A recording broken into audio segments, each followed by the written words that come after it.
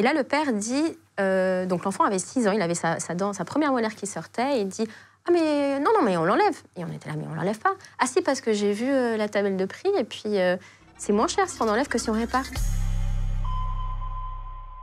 Bonjour tout le monde, nouvelle interview sur Légende. Aujourd'hui, on reçoit Elodie Canaviera, qui est chirurgien-dentiste depuis 12 ans. Elle travaille en Suisse, elle a été formée au Portugal, puisqu'elle est portugaise. Elle vient nous raconter pas mal de choses qu'elle a vécues, de choses qu'elle a trouvées dans les bouches de ses patients. Elle va nous raconter comment elle a dû extraire parfois toutes les dents d'une bouche. Elle va nous parler aussi des relations entre son métier et le sexe, puisqu'on peut reconnaître certaines pratiques en fonction de la bouche des gens. On sort aujourd'hui 3 interviews par semaine sur la chaîne YouTube, qui sont aussi disponibles sur Spotify, Deezer, Apple Podcast et d'autres plateformes. Ça sort le mercredi, le vendredi et le dimanche. Donc si vous ne voulez pas louper de sortie de vidéos ou de podcasts, vous pouvez vous abonner à la page directement ou sur les réseaux. Pour l'instant, c'est Elodie Canaviera, qui est chirurgien-dentiste sur Légende. Bonjour, je suis Elodie, je suis chirurgien-dentiste depuis 12 ans et je viens vous raconter mon histoire sur Légende. Ben voilà. T'étais stressée que ça se passe mal, ce petit moment de clap, mais en fait, tout va bien. C'est plus que de lui. Bienvenue, Elodie. Merci. Comme tu l'as dit, tu es chirurgien-dentiste, ça fait 12 ans que tu fais ce métier-là. Exact. Alors, tu as fait plein de choses. Tu as travaillé en prison, tu as été agressé par plusieurs patients et tu m'as même dit c'est mon quotidien, puisque lundi encore, avant le tournage, je me suis fait agresser verbalement par quelqu'un. Tu as fait plein de choses, on a même discuté, tu as discuté avec Julien qui a écrit l'émission avec moi. Tu lui as raconté que tu avais même possibilité de voir un peu les pratiques sexuelles de certaines personnes selon l'état de leurs dents. Enfin, tu vas nous raconter plein de choses. Comment ça t'est venu cette idée de vouloir devenir dentiste déjà pour commencer? Est-ce que beaucoup de personnes sont phobiques des dentistes? Comment toi tu l'as vécu ce moment-là? Ma famille raconte que quand j'étais petite, je questionnais pourquoi tous les médecins étaient des hommes. J'ai eu des soucis de santé étant petite, fréquentais beaucoup l'hôpital et je disais mais maman, c'est que des messieurs. Et tu sais quoi, un jour c'est moi qui vais soigner les gens. Je me rappelle pas de ça. Après je voulais être chanceuse. Ce qu'on te rappelle, c'est ça. Voilà, c'est ça, c'est ce qu'on me disait. Et puis vers l'adolescence, j'ai perdu mon grand-père d'un cancer de l'oropharynx. D'accord.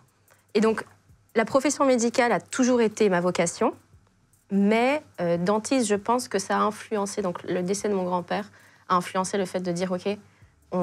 Les dentistes, entre autres, on peut diagnostiquer des cancers de la bouche. Et ça a été un moteur pour moi. D'accord, ok. Après, il y a aussi une partie artistique, donc on n'y pense pas à ça, mais dentiste, c'est pas juste un arracheur de dents. On a une dent, elle est cassée, on vient mettre une résine, on doit la sculpter. Donc c'est quand même très manuel. Et je suis un petit peu manuelle, j'aime bien les arts, donc englober tout ça. Tu as fait un master esthétique, d'ailleurs. Tu m'expliqueras après, mais tu as des photos que tu m'as montrées un peu en amont, où tu avais vraiment des dents, l'ajustement de taille, de couleur, pour pas paraître encore une énième bouche faite de fausses dents, parce que c'est ce qui arrive le plus souvent, en tout cas ce qui se faisait beaucoup dans les années 90, 2000, on voit les fausses dents. Donc là, on peut faire mieux aujourd'hui, c'est ça? Oui. Il y a des proportions parfaites, les golden proportions, que tu as dans la nature et que tu as aussi dans ton corps. Donc c'est-à-dire que ton incisive centrale, elle va avoir une mesure proportionnelle à l'incisive latérale, à la canine. Et en fait, c'est prendre toutes ces proportions, regarder ton visage et se dire comment je peux te donner un sourire naturel en gardant ton harmonie à toi et ton sourire à toi. Okay. Pas mettre des faces blanches, un peu lavabo et de se dire tiens, c'est pas toi. Quoi. Effectivement. Ouais. Tu as repéré directement, moi j'ai une dent qui est un peu sur le côté. Et quand tu arrives, tu me dis par exemple, toi ta dent, en 3 mois, elle est réglée, elle est droite. Et c'est vrai, je pense que tu as une déformation professionnelle un petit peu de voir chez les gens les défauts de leurs dents. Non, c'est quelque chose que tu fais je suis obligée. Ouais. Je suis obligée. Il n'y a pas que la dent qui est tordue d'ailleurs. Ok, super. Il y a le mec complet, il est tordu, voilà. On va pas commencer par là, parce que sinon il y aura une petite animosité peut-être. Non, franchement jamais. Non, mais j'ai conscience de tout ça. Donc, mais en fait, c'est intéressant parce que tu dois filtrer ce que tu vois. Ouais. C'est-à-dire que des fois, quand on fait un travail esthétique, je dis aux patients, par exemple, ce qui est un petit peu ton cas, tu n'as pas le nez tout à fait droit, il dévie un tout petit peu, donc ça va influencer. Si on veut refaire un sourire, on se dit, OK, le centre de la dent, on la met sur la pointe du nez qui est un petit peu déviée ou sur le centre du visage? Ouais. OK, je vois. Mais tu vas pas dire à tout le monde, écoutez, votre nez il est un peu décalé, pour tes dents, ça va pas aller. Tu parles de ça quand tu fais un diagnostic et quand la personne vient pour ça. Tu te demandes aussi, peut-être, pour éviter d'avoir les vexations, peut-être, qui peuvent aller avec. Ça. On ne dit pas tout ce qu'on voit. Enfin, en tout cas, je ne dis pas tout ce que je vois. Effectivement, si vous écoutez en podcast, vous avez peut-être l'impression que je ressemble à un personnage d'Halloween. Mais entre la dent pas droite, le nez pas droit, et t'as un œil de travers et tout, donc c'est un Picasso. Voilà, je suis un Picasso. Non, c'est pas vrai. Il est parfait, mais non, c'est très bien. En plus, c'est très expressif quand tu souris, ça c'est le plus important. Bon, bah écoute, tant mieux. T'as fait des études en Portugal, ouais. dont ton nom c'est Canaviera, c'est ça? Donc c'est parce que tu es portugaise, c'est ça la raison de tes études là-bas? Je suis née en France, j'ai vécu une dizaine d'années ici. Mes parents étant portugais, on est retournés au pays. Et j'ai étudié à Lisbonne, médecine dentaire. Et donc, j'ai vécu au Portugal une dizaine d'années. Et là, ça fait une dizaine d'années que je suis en Suisse. Tu as fait de l'humanitaire aussi, au Cambodge, en 2016. Qu'est-ce qui t'a conduit à faire de l'humanitaire? Et quelle est l'histoire qui t'a peut-être le plus marqué de ton voyage là-bas? Est-ce que les gens sont plus douillés que chez nous? Parce que tu as soigné les dents aussi là-bas. Comment ça s'est passé? Comment sont les patients par rapport à l'Europe? Alors, c'est différent parce que je pense que 9/10 des personnes qui venaient là devaient être hospitalisées. C'est-à-dire que quand tu arrives à la capitale parce que tu as un problème dentaire, c'est que tu es au bout du bout. Tu as fait le médecin de campagne certainement, tu as fait le marabout aussi, les petites herbes. Et puis, quand ça ne fonctionne pas, là, tu décides d'aller à la capitale, mais c'est quand même un investissement aussi monétaire, de prendre le bus pendant 6-7 heures. C'est pas vraiment comme en Europe où tu prends un TGV et t'es à Paris. Oui, tu n'as pas de dentiste au coin de la rue, même dans les petites villes, tu as des dentistes maintenant. Enfin, il n'y a pas de... Tu as la carte, tu as la Sécu qui permet d'être pris en charge. Enfin, c'est pas le même monde aussi. Ouais. Et c'est là où tu te rends compte qu'on a de la chance en Europe. C'est là où tu dis, waouh, aujourd'hui j'ai mal, je téléphone et on peut me soulager ma douleur. Et donc, les patients qui venaient là étaient sous-nutris, certainement parce que si tu as mal à la bouche, tu n'arrives pas bien à manger, tu es plus faible, tu es plus fatigué. Et donc ça a été le premier choc des cultures, si tu veux bien. C'est de voir de la souffrance, parce qu'ils étaient peut-être un peu mal au point. Mais en même temps, et ce qui était très beau, c'est que toute la famille vient avec toi. C'est-à-dire que tu as un problème dentaire, il y a ta sœur, ton frère qui viennent. En tout cas, c'est l'expérience que j'ai eue. Il y avait la famille qui venait. C'est un petit peu eux, tes infirmiers. Donc tout ce qui va être laver le linge, eh bien, si tu veux, dans les corridors, eh bien, il y avait le linge des personnes exposées qui séchaient. D'accord, ok. Voilà. Et c'est des gens extrêmement courageux. En fait, ce que j'ai vu, je crois que la première patiente, ou en tout cas celle qui m'a le plus marquée pour te répondre, c'était un abcès qui était tellement grand qui a dû être drainé extrabuccal. C'est-à-dire une dent infectée qui provoque un abcès et le pus s'accumule, et puis elle a vraiment une masse très grande et tu peux pas efficace. Tu peux, mais ce serait pas aussi efficace. Et donc, il y a un drain qui se fait extrabuccal, donc par la peau. Sauf que quand tu as comme ça une infection tellement grande, l'anesthésie prend pas forcément bien. C'est un milieu acide, ça prend pas bien. Donc, même s'ils l'ont faite, et ça, j'ai assisté, ça, je l'ai pas fait. Et la dame, la pauvre, elle avait mal. Donc, moi, européenne, je lui tiens la main. Je suis arrivée à côté d'elle, je regarde le truc, et elle fait aïe, aïe. Je dis oui, je lui tiens la main. Et là, elle me lâche la main. Et je la regarde et je me dis, mais dans ma tête, je voulais t'aider. Et en fait, c'est là où je me suis dit, on n'est pas la même culture. Parce que pour elle, bah, cette souffrance, ça faisait partie du truc. Voilà, elle est malade, elle va souffrir, c'est pas grave. Et je me dis, mais elle a peut-être pas mal, en fait. Elle est peut-être shootée ou un truc comme ça. Et en fait, non, parce qu'elle avait vraiment ses mains qui se serraient et ses doigts de pied qui se recroquillaient. Oui, puis la transpiration, enfin, dans un truc de stress, de douleur, quoi. Ouais. Et donc, là, on lui ouvre de l'extérieur. Ouais. Et après, c'est quoi? Ça évacue le pus? Ah oui, t'as un petit rein. Et puis, tu vois le... Ouais, le petit rein? Ah bah ouais, tu mets le rein là, et ça s'évacue, tu nettoies, tu draines. Super. Donc, elle avait mal en frais. Et là, je me suis dit, oui, on a un rapport différent à la douleur. Et c'était très beau de voir ça, enfin, dans la partie humaine. Et quand tu reviens après en Europe et tu fais une anesthésie, avant ça, tu mets le gel pour que ça ne s'endort pas, une anesthésie topique, et tu dis à personne, on va y aller tout doucement, et tu n'as même pas touché, il y a écrit. Je me dis, ah ouais, le rapport à la douleur. On va parler du rapport à la douleur, on va parler des phobiques après. Je sais que tu n'étais pas rassuré, moi, ne serait-ce que d'avoir un dentiste dans la même pièce. C'est toujours un peu stressé, ça me tend un peu. Mais on va expliquer peut-être que tu as des méthodes aussi pour aider les gens à avoir un peu moins peur du dentiste. Peut-être qu'il y a des solutions. Il y en a qui ont peur, par exemple, du réflexe vomitif. Le fait qu'on aille un peu profond dans la bouche et que ça fasse appuyer sur la langue et qu'on ait cette envie de vomir qui arrive sûrement à plein de personnes qui sont allées chez le dentiste. Moi, ça m'arrive, je suis très poussé là-dedans. Même des techniques, tu montreras après, pour arrêter ce genre de choses. Combien de personnes dans le bureau ont peur du dentiste? Franchement, dans le studio. Tim? Voilà, Benjos? Ah, t'as peur de rien, toi? Margot? Non? Karina? T'as peur de l'orthodontiste? Ok. Ouais, je peux comprendre. Mais tu vois, aussi, ce qui est intéressant, c'est que j'arrive dans la salle, imagine, t'es un nouveau patient, donc toi, je te reçois, t'es un nouveau patient, t'arrives, et je dis bonjour, et il me dit bonjour, et puis on commence à parler, et en fait, il n'a pas compris que je suis dentiste, parce que j'ai 1m54, je suis une femme, je fais plus jeune, tu vois. Et au bout d'un moment, je dis, alors, on va commencer. Et ils me disent, mais le dentiste, je dis, c'est moi. Ah ouais, putain, t'as ce genre de cas où les personnes prennent rendez-vous avec le docteur Canavera et finalement, ils se rendent compte que c'est une... Au bout de la 3e fois, tu commences à te présenter. Non, t'attends pas la 3e fois, mais en fait, c'est intéressant parce que je pense que tu me demandais une méthode pour pas avoir peur. Est-ce que tu penses que je fais prototype dentiste? Est-ce que quand tu penses à un dentiste, tu penses à quelqu'un comme moi? Je pense à l'entité dentiste. C'est vrai?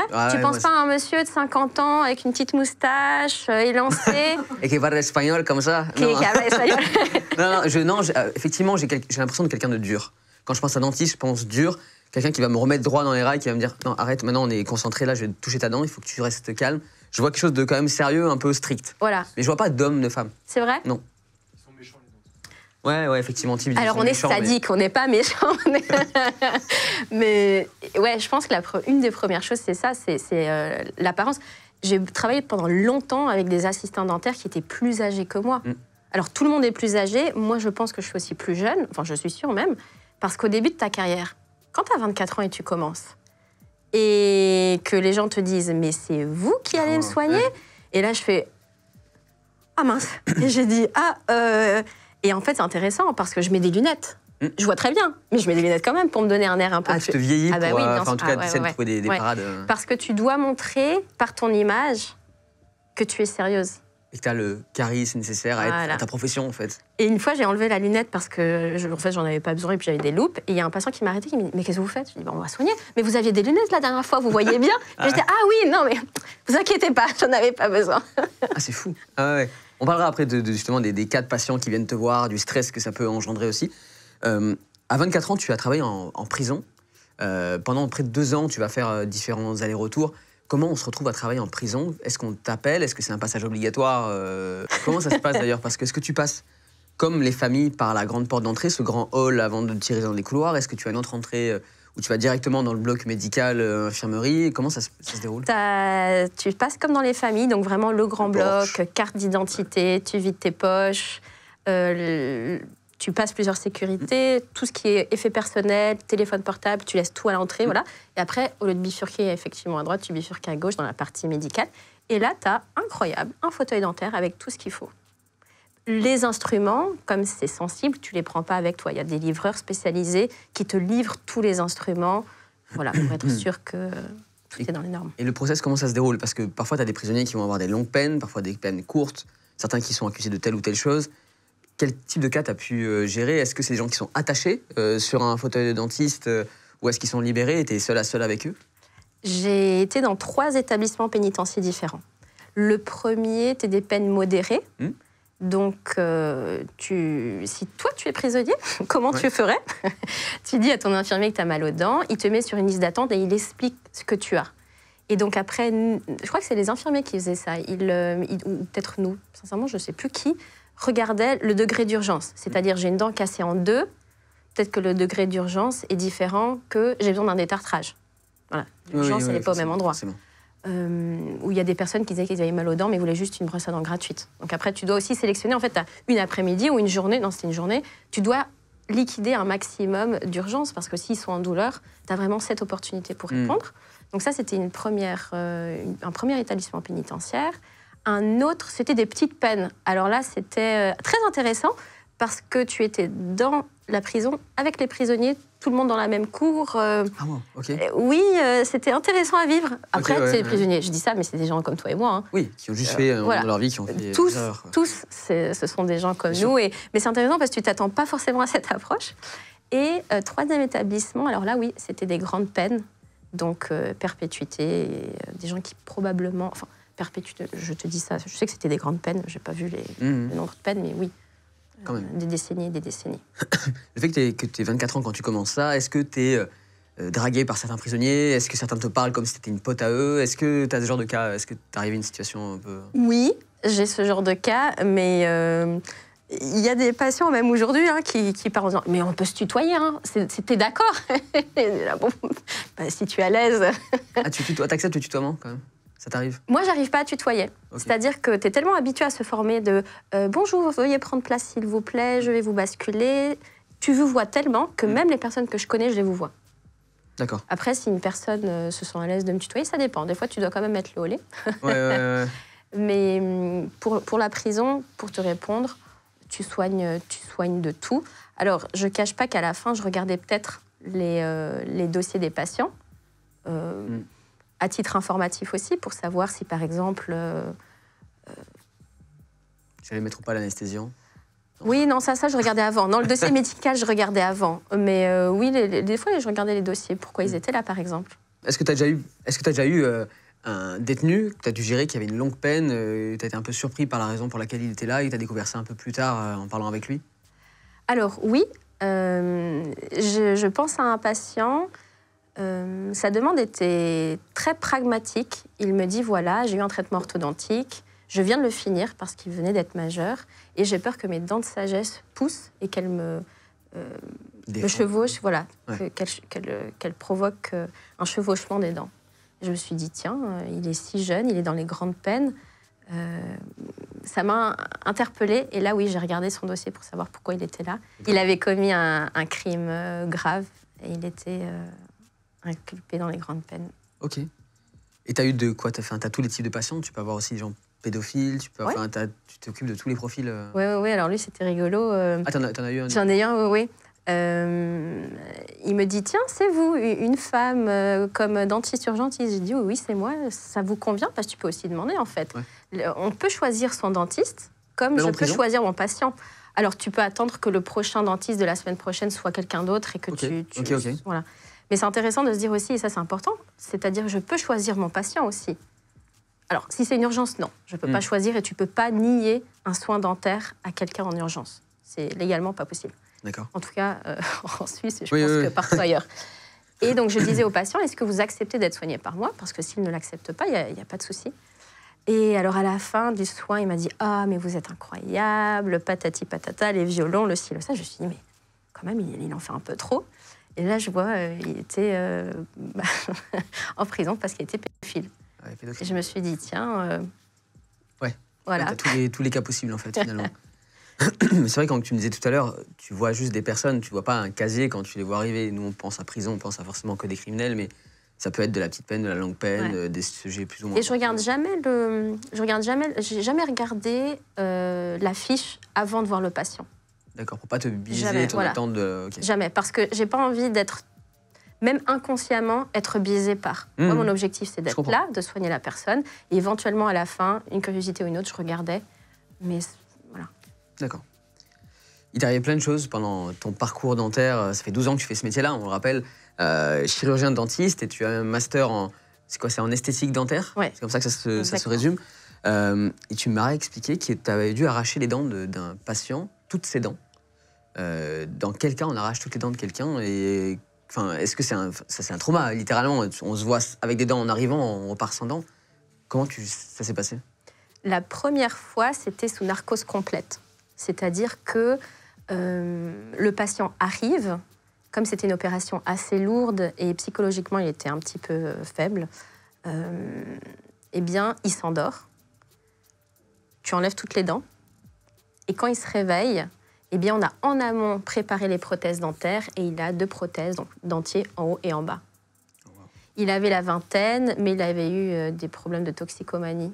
Et en fait, il avait perdu toutes ses dents. C'est-à-dire que quand tu prends la décision de tout enlever, c'est qu'il n'y a plus d'options B, C, D ou E. C'est la dernière, en fait.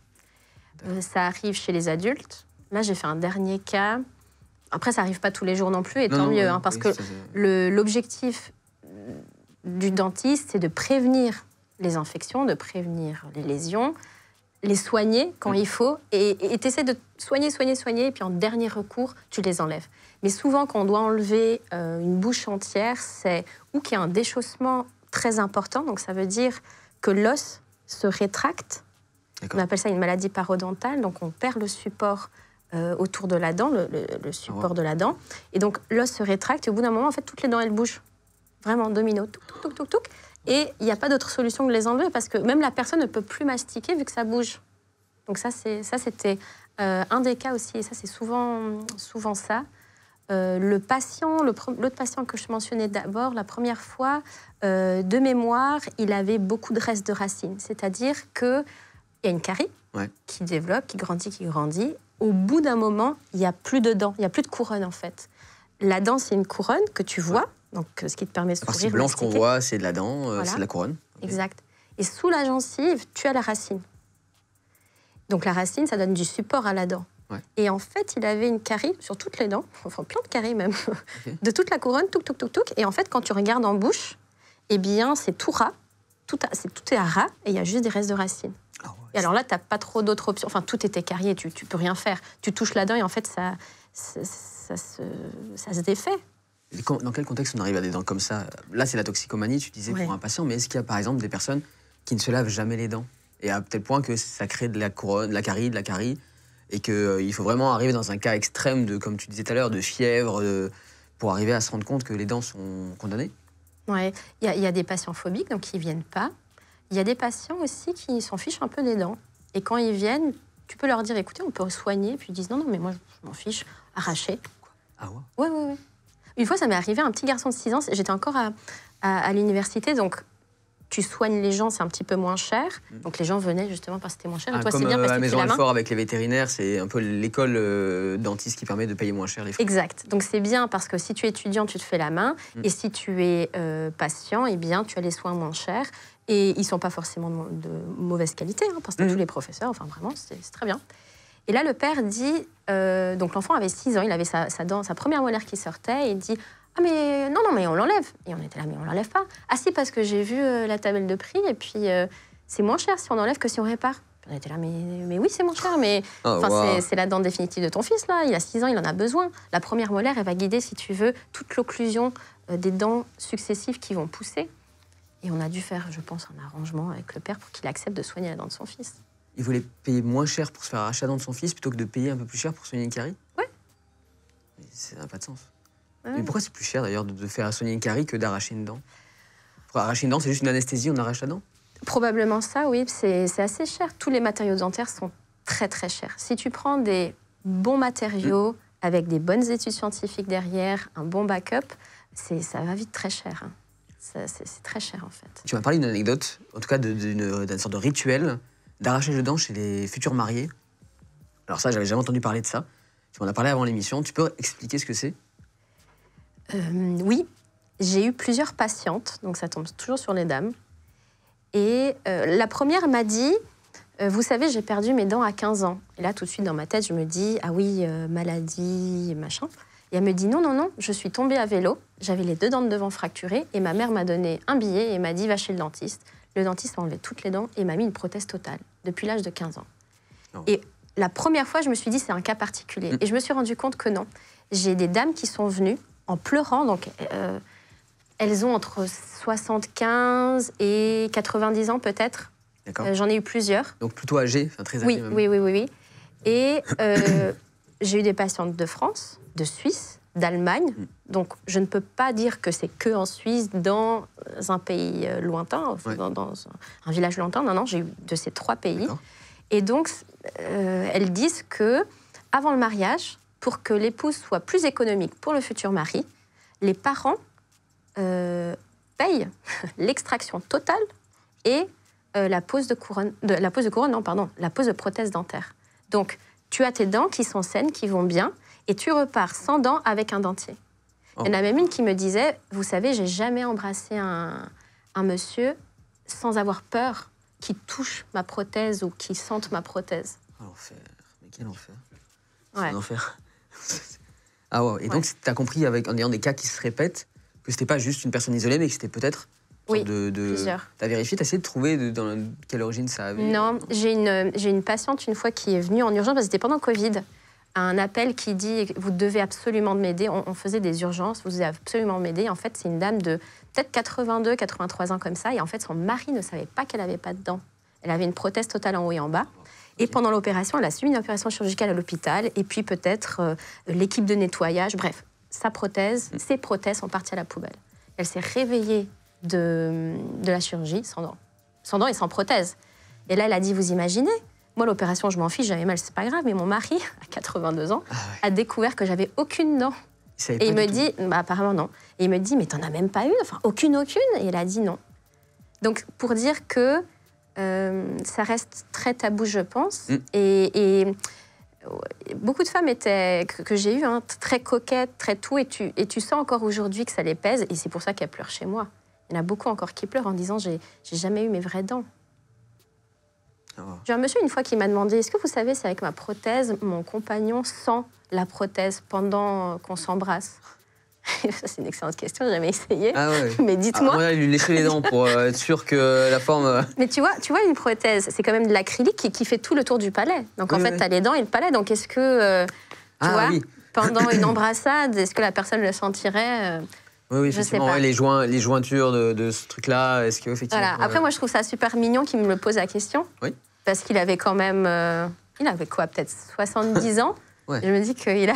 il se pose des questions, en fait. Voilà, il me pose des questions et moi, je ne sais pas répondre.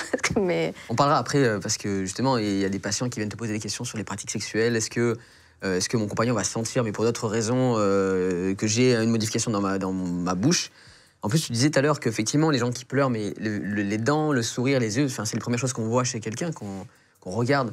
Donc, de ne pas avoir de dents, c'est un peu s'enlever une partie sociale. C'est, tiens, on repère que telle personne, il manque des dents, on sait qu'elle tient pas soin à ça. Enfin, t'as beaucoup de personnes qui, par exemple, viennent et qui n'ont pas beaucoup de dents, qui leur restent 6 dents dans une bouche, par exemple. Ça t'arrive souvent, ce genre de choses? Oui, et c'est intéressant parce que tout est question de priorité, de perspective et de personne. Autant tu vas avoir la personne de 40 ans qui te dit « ah, il me manque 6 dents, mais c'est pas grave, ça se voit pas ». Et tu dis « mais vous mâchez bien ?» « ça va ». Et tu vas avoir, encore récemment, j'ai eu 94 ans, elle vient et elle me dit « ah, la dent là, elle est un petit peu plus foncée que les autres, on peut pas faire un petit blanchiment ?» 94 ans, elle veut un petit blanchiment dentaire. Ok. Et donc, c'est vraiment patient dépendant. Mon rôle est d'informer, de dire, titre informatif, vous n'avez pas de dents ou il vous manque ça, les répercussions sont X, Y et Z. J'ai toujours posé la question si, quand tu as 6 dents, par exemple, dans une bouche, j'ai vu plein de gens avec pas beaucoup de dents, est-ce que c'est pour manger? Comment tu manges de la viande? Est-ce que tu utilises des dents qui te restent pour manger ou est-ce que tu es obligé de faire des petits morceaux et d'avaler? Enfin, c'est bizarre. Enfin, tu vois, aujourd'hui, moi, j'ai touché toutes mes dents et je me dis comment ça se passe quand tu as vraiment 3 dents de suite qui manquent, donc ça te fait un trou. Est-ce que ça abîme la gencive? Est-ce que ces gens-là ont d'autres techniques pour manger? Est-ce qu'ils t'en parlent de ça? Oui, ça dépend où sont tes 6 dents. Okay. Imagine que tu en as 4 devant, mais 2 à gauche qui se touchent, alors tu vas utiliser ces 2-là pour mastiquer. Et donc, tu manges toujours du même côté. Même, il y a des patients qui ont 1 ou 2 dents en moins d'un côté et consciemment ou inconsciemment, tu manges toujours de l'autre côté parce que c'est plus efficace. Oui, ok. Et après, tu casses la dent de l'autre côté. Et tu dis, mince, j'ai cassé une dent. Pas de chance. Mais non, mais parce que tu manges toujours de ce côté, donc tu sollicites davantage ce côté-ci. C'est vraiment important d'avoir une bonne efficacité masticatoire avec un bon équilibre. En vérité, tu peux juste manger efficacement jusqu'à tes prémolaires, donc avoir 20 dents. Ah ouais. Tu vois, 10 en haut, 10 en bas. Si tu as les 2 prémolaires, tu arrives encore à bien mastiquer. Ah, c'est fou. Les prémolaires sont déjà les dents postérieures. Elles peuvent déjà mastiquer. Tu as une bonne mastication. Ça passe. Okay. Après, effectivement, tu as des patients, je ne sais pas comment ils font, ils n'ont pas de molaires et ils disent « mais moi, je mange de tout ». Je dis, mais vous mastiquez? Enfin, oui, il n'y a pas de souci. Et donc, ils ont une gencive qui n'est pas blessée, qui va très bien. Et puis, tu en as d'autres qui ont très mal parce qu'il manque une dent. Mais la gencive arrive quand même à avoir une certaine résistance, je dirais. Comme si elle s'endurcit, comme si c'était la corne d'une main qui va s'habituer, du coup, à avoir... Ouais. D'accord. Tu parlais des prothèses tout à l'heure. Est-ce que c'est des prothèses qui se gardent toute la vie? Ou est-ce que les prothèses s'enlèvent forcément à un moment donné? Ou ça dépend de chaque personne, puisqu'il y en a qui vont prendre vraiment soin de nettoyer les dents ou de faire attention qu'il n'y ait pas des choses entre les dents. Est-ce que c'est en cas par cas ou c'est vraiment tout le monde doit changer ses prothèses? Oui, c'est une super question. Tu peux garder ta prothèse 40 ans. Si tu prends soin, si elle ne tombe pas par terre. J'en ai un, il y a 2 semaines, je viens de lui faire une prothèse et téléphone en disant je l'ai perdue. Elle a duré que 2 semaines, tu vois. Alors comment on explique? Parce qu'elle est vissée, non? C'est quelque chose de... Non? Ou alors c'est juste quelque chose de collé? T'as tout ce que tu veux. Mais lui, dans son cas, c'était quoi? Dans son cas, c'était juste une prothèse amovible. Donc, toute la bouche de la personne que tu mets, par effet de succion, ça tient au palais, et après, tu l'enlèves. Ah, wow. Ah, c'est juste... Ah oui, ok. vois, Ça plaque. Ouais. Voilà, une plaque. D'où le bruit Voilà. de film, on l'entend. Mais ça, c'est très bien. Ça veut dire qu'elles sont bien faites. D'accord, ok. Parce que ça fait effet ventouse et en fait, ça sur le palais. Si ça fait pas cet effet ventouse, eh bien, elle perd la rétention et quand les gens ils font comme ça, par exemple, et ben pouf, ça tombe. Ou quand ils parlent. L'effet ventouse est très très important et c'est ce qu'on recherche quand on fait une prothèse amovible. Donc c'est-à-dire que tu l'enlèves et que tu mets. Ce que tu disais, c'est je n'ai pas de dents, je peux mettre par exemple des vis dans l'os et mettre la prothèse vissée dessus. Ça, tu l'enlèves pas, c'est du fixe. Ça bouge pas. Ça bouge pas. D'accord, ok. On va parler des différentes choses qu'on peut faire. Ça peut durer très longtemps. Ou là, j'en ai un spécial aussi, il grince énormément des dents. Donc il frotte ouais. éveillé ou de nuit? Parce qu'il y en a qui frottent les dents pendant la nuit. Ah bah lui, c'est quand tu veux. Ok. Le bruxisme, c'est ça. Le bruxisme, c'est le fait d'avoir un mouvement parafonctionnel où tu serres. Il y a des gens qui se cassent en deux. Et il y a d'autres personnes qui vont grincer de côté. En fait, c'est une articulation, et puis tu peux meuler. Hein. C'est la seule articulation mobile de la bouche. Donc typiquement, le stressé, bon, il va, tu vois. Et donc, il y a des gens que si... Tu vois pas des personnes que tu connais, peut-être un peu plus âgées, qui ont des dents toutes petites? Oui, ça peut... Ouais. Eh bien, ils ont usé les dents. Ah, c'est par du... Parce que quand ça sort à 6 ans, tes incisives, elles sont longues. Oui. Mais si tu grinces petit à petit, bah, tu vas les user. Et si tu fais ça sur tes dents naturelles, si tu as une prothèse, bah, tu vas les user quand même. Forcément. Et donc, la prothèse va durer beaucoup moins. D'accord, ok. Tu nous as ramené pas mal de choses de ton métier. Alors, du coup, on a plein de choses sur la table. Il faudra qu'on fasse pas mal de gros plans parce qu'il y a des choses qui sont toutes petites. Qu'est-ce qu'on peut montrer là? Moi, le premier truc qui m'interpelle, c'est ce dentier. C'est un dentier? Ça, c'est un dentier. C'est ce que je te disais tout à l'heure. Ah, le fameux bruit, c'est ça? Voilà, c'est ça. Donc l'idée, c'est de le mettre dans la bouche? Non. Ne me tente pas parce que je le mets dans la bouche. Mais est-ce que tu es déjà parti dans certains pays où tu vois ça dans la place publique, dans le marché? T'as jamais vu? Non. Non, c'est vrai. Non, je te jure. Je suis allée au Maroc encore il y a 2 ans, je pense. Et puis, tu as des petits shops avec un petit seau, ou même dans le marché. Et tu en as plusieurs. Et tu prends celui qui te convient. Mais je te jure, t'as jamais vu ça? Ça vient d'où? C'est des choses qui arrivent de France et d'autres pays et qui sont retrouvées sur les marchés? Ah, me pose pas la question. Je sais pas, mais il y en a plein. Et donc, t'as jamais vu les vidéos sur Internet? Non. Ah bah, cherche, c'est intéressant. J'ai vu des films où il y a des chiens qui ramassaient des dentiers et du coup, ils avaient des dentiers... J'ai dû voir ça, mais j'ai pas vu sur les marchés de dents. Ouais. Donc ça, c'est quelque chose qu'on garde toute la journée et qu'on enlève la nuit? Alors, oui. Il y en a qui le gardent la nuit. D'accord. Ok. Il y en a qui veulent... En fait, j'ai une patiente encore qui m'a dit récemment, je dors avec parce que si je décède pendant mon sommeil, je veux pas qu'on me retrouve sans dents. Ah waouh, ok. Ah ouais, il y a une pensée... Imagine que la personne, elle a ça veut dire que quand elle enlève, il y a tout qui tombe. Tu vois, en fait, c'est tes dents qui te donnent ton support. Par exemple, chez les dames, si tu inclines légèrement les dents, par exemple, et si ici tu mets plus de bombées, tu auras moins de rides. Tu vois ce que je veux dire? Si tes dents sont plus en arrière, t'es plus comme ça. T'es plus en arrière, en rétrusion, et tu peux avoir plus de plis. Si tu avances un tout petit peu, pas beaucoup, eh bien, tu peux perdre un tout petit peu des rides. Donc, tu peux rajeunir quelqu'un quelques années comme ça. Est-ce que c'est la matière réelle du dentier, ça? Oui, ça, c'est un vrai dentier. Ah, c'est un vrai dentier? Oui, c'est un vrai dentier. Je le touche là, j'ai l'impression que c'est un peu plastifié. C'est de l'acrylique. C'est de l'acrylique, ok. Et avec ça, on peut manger et ça fait la pression pas de la même manière. Alors, la même manière, je pense que c'est un tout petit peu différent que d'avoir tes vraies dents, mais tout le monde s'en sort bien. Question pour le lavage. Comment ça se passe? Est-ce qu'on lave même la dent ou il faut l'enlever, nettoyer, le verre trempé, comme dans des verres d'eau qu'on voit sur le côté du lit dans les films et les séries? Ou est-ce qu'on peut le faire directement dans la mâchoire? Alors, tu l'enlèves avec une brosse à dents, tu peux le nettoyer au savon, tu le sèches et c'est très bien. Okay. Si tu le gardes humide, il y a des champignons qui peuvent par exemple proliférer. Ok, super. Et donc, c'est que c'est bien. Ouais, c'est bien, il faut le sécher. Hein. Séchez-le, hein, parce qu'après, vous allez être de nouveaux patients chez... Bah non, ça va pas le faire. Il vaut mieux, voilà. Ok, très bien. Tu nous as ramené pas mal d'autres choses, Élodie. Alors là, il y a une sorte d'autre... c'est un dentier un peu différent, c'est ça? Dis-moi, toi, combien de dents il a, lui? Des vraies dents à lui. Ah, oh, waouh. À lui. À lui? Il faut que je compte combien il y a de fausses pour savoir combien non. Ou alors, où sont les trous? Il y en a quoi, 4? Ouais, c'est ça. Il en a 4. Tout à l'heure, tu te demandais comment les gens ils font s'ils n'ont pas toutes les dents. Bah, ça, c'est une option, c'est de mettre un dentier partiel, une prothèse partielle. Donc, si vous écoutez un podcast, en fait, c'est un dentier qui n'est pas complet, où il y a les 3 dents devant et après, il n'y a pas sur les côtés. Donc, il y a l'impression d'avoir des trous, il y a vraiment 3 petites dents devant. On appelle ça une prothèse amovible, châssis coulé. C'est-à-dire D'accord. qu'il y a une infrastructure en métal qui va, grâce à des crochets, s'appuyer sur la dent naturelle. Comme Ok. ça ne tombe pas. Ah, ça bloque. Ça fait Ça une sorte de bloque. sécurité, quoi. Et verrou. tu peux faire des choses esthétiques. Tu vois, par exemple, lui, il avait les dents du bonheur. Et tu peux répliquer ça dans une prothèse. Tu fais ce que tu veux. Tu Ah, mets- le petit écart il y a un Voilà. petit écart entre les Il y a un deux dents de devant et c'était parce que le patient avait des dents du bonheur. Voilà. c'est ça Et il T'as a demandé à refait- répliquer cela. C'est pas parce que tu as un dentier que tu dois avoir un sourire moche. Tu peux avoir une prothèse totale amovible, avoir 80 ans, 80 ans, Ah ouais, 80 ans. Ok, ouais. ou même 80, et avoir un sourire esthétique.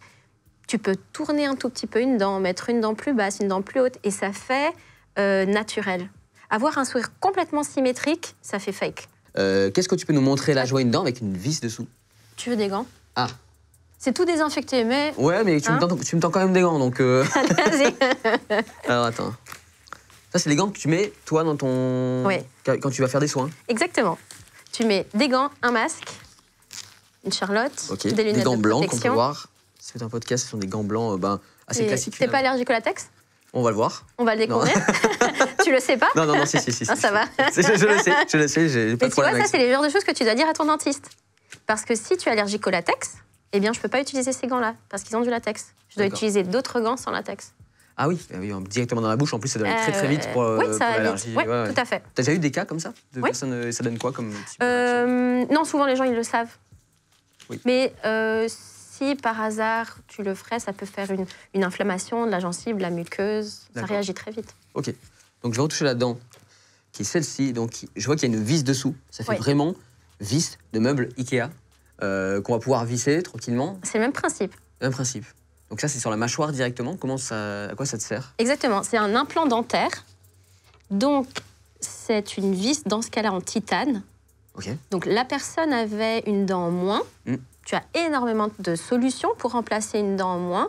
Une des solutions, c'est ça. Une vis en titane à l'intérieur de l'os. Après la cicatrisation et l'ostéo-intégration, c'est le fait que l'os il vienne intégrer l'implant, la base en titane. D'accord. Une fois que c'est ostéo-intégré, tu peux mettre la couronne.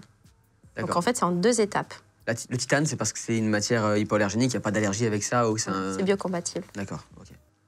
Et c'est tellement bien intégré qu'on donne souvent l'image. Si tu as un implant, si tu mets un implant dans la bouche d'un chien, Ouais. tu pourrais soulever le chien en tenant sur l'implant. Parce que Oh, wow. c'est ostéo-intégré.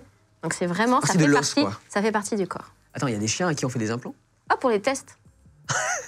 Pour les tests, C'est vrai ouais. Ah, tu veux dire les tests en laboratoire? Oui. Ok, Ouais. d'accord. C'est sur ces chiens-là, ils C'est font ça. aussi office. Je pense que c'est des chiens de compagnie de tous les jours. À Ah qui on non, met- je pense pas. Quoique, tu vas me dire, Pourquoi pas, hein. Le dentier tous les l'humain, jours au chien. c'est ça. Qu'est-ce qu'on peut voir là? Ça, c'est en plastique. C'est quoi? C'est une Transparent. Oui, c'est une gouttière. Dans les cas de bruxisme, par exemple, tout à l'heure, on Ah, les gens qui mentionnait. frottent leurs dents. Exactement, tu peux porter ça la nuit et au lieu de frotter ta dent, au lieu d'user ta dent, eh bien, tu vas user de D'accord. l'acrylique. Donc les gens qui savent, qui bougent leurs dents, qui se les frottent la nuit, ils mettent ça, au moins ça évite d'avoir Exact. un problème Exact. de se ronger les dents. Oui, souvent, on peut l'entendre aussi si on a un compagnon ou une compagne qui grince des dents. Souvent, ça fait du bruit. D'accord. Et il y a beaucoup de personnes qui viennent en disant « Apparemment, je fais du bruit la nuit. Ok. » ça embête Ouais. à la maison. Et... Je vois. Oui, mais sinon, on le voit aussi. Juste pour revenir à cette vis-là. Qui t'interpelle. Oui, oui, effectivement, ça m'interpelle. C'est mon côté bricoleur, je pense. Tout à l'heure, tu m'as montré des photos où on voit qu'elles sont complètement rongées, recouvertes de saleté, je sais pas, Ouais. je sais pas de quoi te dire d'ailleurs. C'était ça, c'était du tartre. C'est du tartre. C'est-à-dire que tu les as retirées à un moment chez quelqu'un où elles sont tombées, ça se retire naturellement aussi? Oui, une croyance que certaines personnes ont, c'est écoutez-moi docteur, enlevez-moi ma dent, mettez-moi un implant et comme ça c'est bon. Il faut savoir que l'implant, il y a des échecs d'implant.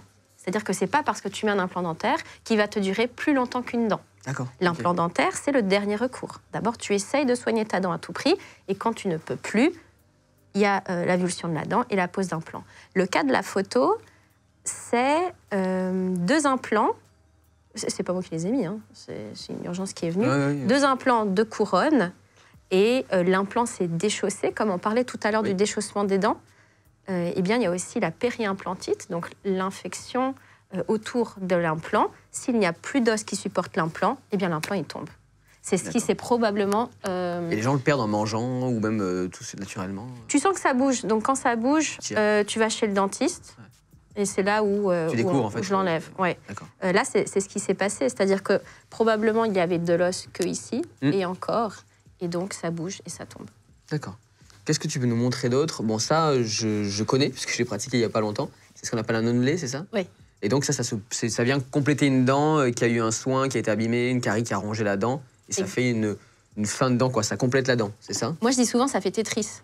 Tu vois, donc imagine, tu as une dent qui est assez abîmée, et si tu ne peux pas pratiquer une résine directe, donc mettre la pâte blanche, tu vois, la résine, si c'est trop grand, s'il y a trop de risque de fracture, par exemple, tu peux procéder à ça. Ça, c'est une pièce en céramique qui vient être cimentée dessus. Par exemple, là, regarde, là, tu as une... Là, tu as une sorte de... Alors, ça, c'est une couronne. Je raconte un peu ce qu'on voit pour ceux qui nous écoutent en podcast. Il y a une sorte de forme de dentier Alors, c'est quoi? C'est de la céramique? C'est quoi la base? Alors, c'est un moule en plâtre. Un plâtre, voilà. C'est un moule en plâtre avec plusieurs reconstitutions en céramique sur les dents. Il y a des couronnes totalitaires, donc c'est ceci. C'est vraiment comme un chapeau, si je peux dire, qui vient entourer la dent. Ok. Tu as aussi, et c'est intéressant, un pont. Regarde là. S'il te manque une dent... Ah, comment faire une extraction dentaire en 3 secondes? Hop là. Tu vois, lui manquait une dent. Ouais. Tu peux ou mettre un implant. D'accord, ok, donc tu vas visser dans la... Tu vas visser dans l'os, ou alors tu peux faire un pont, ce qu'on appelle aussi un bridge. Ah oui, oui. Un bridge, c'est quoi? C'est pont en anglais, bridge, finalement. C'est pont, ouais, c'est ça. Quel bilingue qu'on est. Non, mais c'est ça. Ouais, c'est ça. Mais oui, et en un fait, bridge, c'est pas juste... un pont, c'est quoi? Ce sont 2 piliers et un élément intermédiaire. Donc, 2 piliers et un élément intermédiaire qui va venir remplacer la dent. Si tu veux, avant, sans les implants, on pouvait... Quand il te manquait une dent et si tu voulais vraiment la réparer, tu devais abîmer, si on peut dire. Tu devais tailler les dents adjacentes pour mettre l'élément intermédiaire. Aujourd'hui, avec les implants, si tu peux les poser, il y a des contre-indications, c'est mieux, comme ça, tu ne dois pas user ces dents. D'accord. Hyper intéressant. Je voudrais terminer par un élément, parce que tu me parles de dents rongées, on va abîmer certaines autres dents pour pouvoir fixer quelque chose dessus. C'est comme ça que fonctionnent les facettes, qui sont en tendance en ce moment, puisqu'il y a beaucoup de célébrités qui ont recours pour faire des dents impeccables, blanches. Qu'est-ce qu'une facette? Est-ce que tu peux nous expliquer ce que c'est? Comment ça fonctionne? Est-ce que tu en as ramené une là, ou en tout cas qu'on puisse comprendre à quoi ça ressemble? Oui. Il y a quelques années, on était beaucoup sur métal céramique. Tu vois, tout ça, c'est métal céramique. Donc, tu as de la céramique à l'extérieur pour que ce soit joli, et tu as le métal de la couronne à l'intérieur qui va donner l'infrastructure. Aujourd'hui, on arrive à faire des structures entièrement en céramique ou en zircone. D'accord. Donc déjà, c'est différent. Et ce que la technologie permet, et c'est ça la facette, c'est au lieu de recouvrir totalement la dent à 360 degrés, eh bien, tu viens simplement... Alors, ça, c'est pas forcément un cas de facette, mais l'idée est là. J'ai des photos, je te montrerai. Ouais, on va les mettre à l'image comme ça, pour ceux qui veulent regarder un peu ce qu'est une facette. Ça peut intéresser certaines personnes qui auraient des dents un peu rongées ou abîmées pour avoir un meilleur sourire? Ou tu ne le conseilles pas, toi? Je ne conseille pas dans tous les cas. D'accord, ok. On va en parler dans quel cas, d'ailleurs? Oui. Eh bien, c'est une... Tiens. D'accord. La céramique, elle est à l'extérieur, donc sur la face qui se voit. D'accord, ok. Et l'intérieur de la dent est conservé. Bon. D'accord. Alors, dans quel cas tu mets une facette? Une facette dentaire, ça va venir corriger la forme et la couleur. D'accord. Pas dans tous les cas. Dans certains cas, si tu as un petit défaut mineur, un blanchiment peut être suffisant si tu veux blanchir ta dent. Si tu as un petit défaut de forme de dent, avec une résine esthétique, un petit peu doigtée, tu peux faire quelque chose à minima. Dans des cas un peu plus importants, eh bien, tu peux recourir aux facettes. La facette, ça va être comme une lentille de contact que tu vas venir poser à l'extérieur des dents. C'est juste pour l'esthétique, si tu veux bien. Ok, d'accord, ok. C'est aussi pratique dans le sens où tu manges avec. Mais c'est comme je t'ai dit, pour corriger la forme et la couleur. Là, c'est de la céramique qui va être façonnée à la bonne couleur et à la bonne forme. Et tu viens préparer la dent. Donc là, c'est une taille un petit peu agressive. Mais par exemple, tu peux mettre une facette juste sur une toute petite préparation de la dent. Et ça, il faut le savoir. Pour mettre une facette, dans la majorité des cas, tu dois tailler un petit peu la dent. 0,7 mm, 1 mm, 2 mm, mais tu dois user l'émail, tu dois tailler l'émail à l'extérieur. Parce que, imaginons que tu as ta dent à la bonne position, si tu mets une céramique par-dessus, ça peut aller un peu plus à l'extérieur, et par rapport à la gencive, ça ne peut ne pas aller. Donc tu dois tailler la dent, et c'est un petit peu invasif. Oui, parce que oui, forcément. Mais la question que je me pose, c'est est-ce que, par exemple, on peut se refaire faire 20 dents en facette? Ou 5 dents devant, ou 5 dents en haut, en bas? Comment? Tu peux tout faire. Tu peux tout faire. C'est-à-dire qu'il faut ronger chaque dent à chaque fois? Faut la rogner. Si tu souris, et quand tu souris, si on voit 12 dents, 10 dents, eh bien, tu peux mettre des facettes sur toutes les dents que tu vois. D'accord, ok. Entendu. Je te remercie. Ça, c'est de l'or. Ah, ça, c'est de l'or dentaire, oui. Il y a eu quelques années où, en Allemagne, les dentistes consommaient énormément d'or. Et ça, c'est un onlay en or. Il y avait de l'or. Parce que c'est aussi biocompatible. C'est ça. Ouais. Ok. Ça ne craint rien, pas d'allergie avec l'or et la peau, quoi. C'est ça. Après l'or, tu as eu l'amalgame. Ça, c'est un amalgame que j'ai déposé chez un patient. Bon, il n'est pas entier, mais on me demandait tout ce que les gens peuvent avoir en bouche. Bah, ça, c'était dans la bouche de quelqu'un, quoi. Ah, wow. Un plombage noir. Ah, oui, l'amalgame. Oui, je vois. Et c'est lourd, hein, prends-le. Ah ouais, effectivement. Je ne m'attendais pas à ce poids-là. Donc ça fait la taille d'une forme de dent, d'un bout de dent. Et effectivement, le poids est conséquent. On dirait une petite bille de plomb, quoi. Ouais. Hyper intéressant de voir ça. Voilà. Je te remercie. Je t'en prie. On parlera après des objets historiques, on en montrera quelques-uns. On reprend l'émission? On en parlait tout à l'heure. Le sexe et les dents. Alors, ça fait un drôle de chapitre, mais il y a pas mal de choses qui peuvent être liées. Tu as des questions parfois de tes patients qui vont te dire « Attendez, j'ai changé quelque chose dans ma bouche, est-ce que mon partenaire ou ma partenaire va le sentir ?» Et qu'est-ce que tu as comme cas typique? Est-ce que tu en as qui te demandent, je sais pas moi, tu parlais de limage de dents tout à l'heure, qui te demandent de limer leurs dents pour pas faire mal à un compagnon ou autre? Est-ce que c'est des choses qui arrivent? Oui, c'est déjà arrivé. Une dame qui vient en demandant d'avoir les dents plates, limées, arrondies, enfin voilà, pas avec les sillons et les cuspides, bien plates, pour ne pas blesser son époux. En cas de... Exactement, je pense que c'était ça. Enfin, pour être clair, enfin, pas... Ouais. Et c'était sa demande sur plusieurs dents? Ah, elle voulait, oui, sur les molaires en tout cas, oui. Ah, wow, ok. Et là, mon rôle, c'est de lui expliquer le pourquoi de la forme des dents. Donc là, je l'éduque en disant, voilà, je comprends votre demande, parce qu'en vérité, je ne suis pas là pour juger, donc je la comprends. Sûr, chacun Par contre, je lui explique qu'effectivement, je ne peux pas faire ça parce que ça va endommager le système masticatoire et que c'est invasif pour la dent. Donc, je ne l'ai pas fait. Tu lui expliques quand même, quoi. Voilà. Alors, est-ce qu'après, elle est partie ailleurs chercher réponse? Ça, je ne le sais pas. Il t'est arrivé une histoire avec un collègue aussi, ou une collègue, avec d'anesthésiant, je sais pas, une histoire d'anesthésiant. C'était quoi cette histoire? Je n'ai pas très bien compris, il faut que tu me racontes. C'est un collègue dentiste qui racontait que son stock d'anesthésie locale diminuait de jour en jour. Il ne comprenait pas pourquoi. Avant de faire l'anesthésie infiltrative, donc avec l'aiguille, on peut mettre un petit gel d'anesthésie en local, comme ça le patient sent un tout petit peu moins la piqûre. Et lui, il raconte que son stock de gel, il disparaissait à vue d'œil. Et c'était une collaboratrice qui l'utilisait pour endormir son oropharynx, pour pouvoir satisfaire son compagnon, sans avoir le réflexe vomitif que tu disais tout à l'heure. Ah, c'est ça, d'accord. Ça l'aidait à ne pas sentir, ça anesthésie.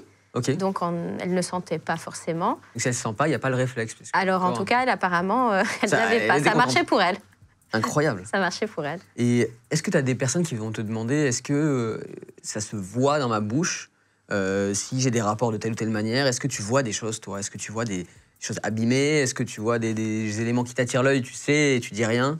Par rapport au domaine sexuel non, mais tu peux avoir, par exemple, un hématome sur le palais mou, sur le palais dur. Si vraiment c'est une pratique quotidienne, assez engagée, il peut y avoir une lésion sur le palais. Moi, je ne l'ai jamais vu. D'accord. Okay. J'ai déjà diagnostiqué des cancers, donc ça peut le faire. Et c'est aussi une transmission, c'est-à-dire qu'il y a des infections qui peuvent être transmises de part et d'autre. Et ça, il faut bien le savoir. D'accord. Mais tu arrives au-delà du sexe, maintenant, pour quitter ce chapitre-là, tu arrives à savoir les pratiques de tes patients, s'ils vont fumer, s'ils vont boire, s'ils vont prendre des choses en fonction de ce que tu vois dans la bouche? Tu peux avoir des suspicions, oui. Qu'est-ce qu'on peut voir aujourd'hui, pour toi, c'est clair? Tu dis, tiens, là, il y a un fumeur de tant d'années, il y a... Alors, fumeur, c'est facile. Tu as les taches sur les dents, tu as la laine. La moustache aussi jaune, ça, c'est intéressant. Mais tu peux voir, par exemple, tout ce qui va être hashish. Tu peux voir des lésions sur la dent. C'est-à-dire que je vais demander aux patients, dans le secret du cadre professionnel, à la fumée d'hashish. Et très souvent, ils te disent que oui. Alors là, tu leur conseilles d'arrêter, mais tu leur donnes aussi les pistes. Qu'est-ce qu'ils doivent faire pour prévenir que les lésions augmentent davantage?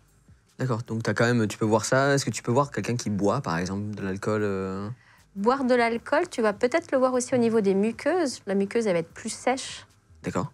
Que quelqu'un qui ne boit pas d'alcool.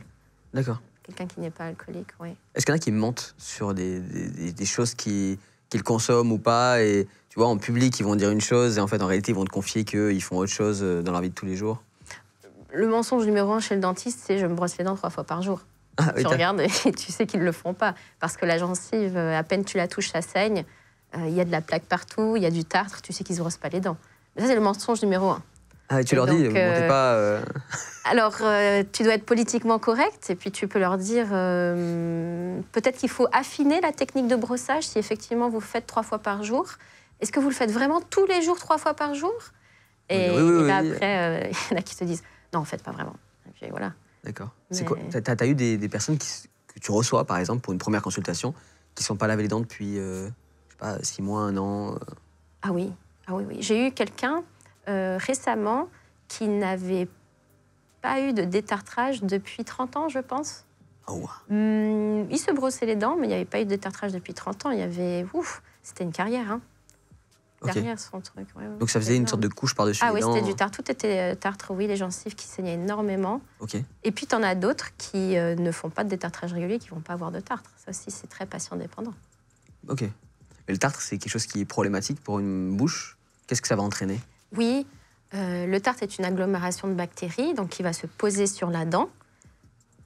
Sous la couronne, tu as la gencive. La gencive ne va pas pouvoir adhérer à la dent avec le tartre. Le tartre peut aller sous la gencive. Et donc, du tartre sous la gencive va faire que potentiellement l'os va se rétracter, va se déchausser. Il y aura une récession osseuse. Et très prognostic vraiment ultime, la dent, elle tombe. Ah oui, quand même. Ça peut donc, entraîner ça. Donc, on surveille quand même le tartre, même si c'est plus aujourd'hui un peu esthétique. Il faut. C'est un agglomérat de bactéries qui peut entraîner la perte de la dent. Alors, tartre superficielle, non, il ne faut pas s'inquiéter. Mais oui, tartre sur la gencive, oui. C'est quoi le cas que tu vois le plus souvent, le plus récurrent, toi, de tous les jours? Des choses que tu règles facilement? C'est la carie? Dents cassées. La majorité des soins que je fais, c'est reprendre des soins qui ont échoué. Par exemple, un amalgame qui s'est cassé, une dent qui s'est cassée. Carie, oui, entre les dents. C'est pour ça qu'on dit passer le fil dentaire, passer les brossettes. C'est vraiment important parce que quand tu brosses avec ta brosse à dents, eh bien, tu brosses 3 faces, supérieure, externe, interne. Mais entre les dents, s'il n'y a rien qui passe, les bactéries vont se mettre là. Personne ne les chasse. C'est chaud, il y a de la nourriture, c'est humide, ça prolifère. Et donc après, la carie prolifère au milieu des 2 dents, donc tu vas avoir 2 dents touchées. D'accord. Et alors le fil dentaire, ça peut ne pas plaire à tout le monde, mais c'est facile, c'est une habitude. Ok. Par exemple, le fil dentaire peut aussi prévenir l'apparition de tartre. C'est-à-dire souvent on a du tartre entre les dents, derrière, parce que tu as 2 glandes salivaires, sous-mandibulaire et sous-linguale, et tu as un ducte qui va venir juste à l'arrière des incisives. C'est pour ça qu'on a souvent du tartre là.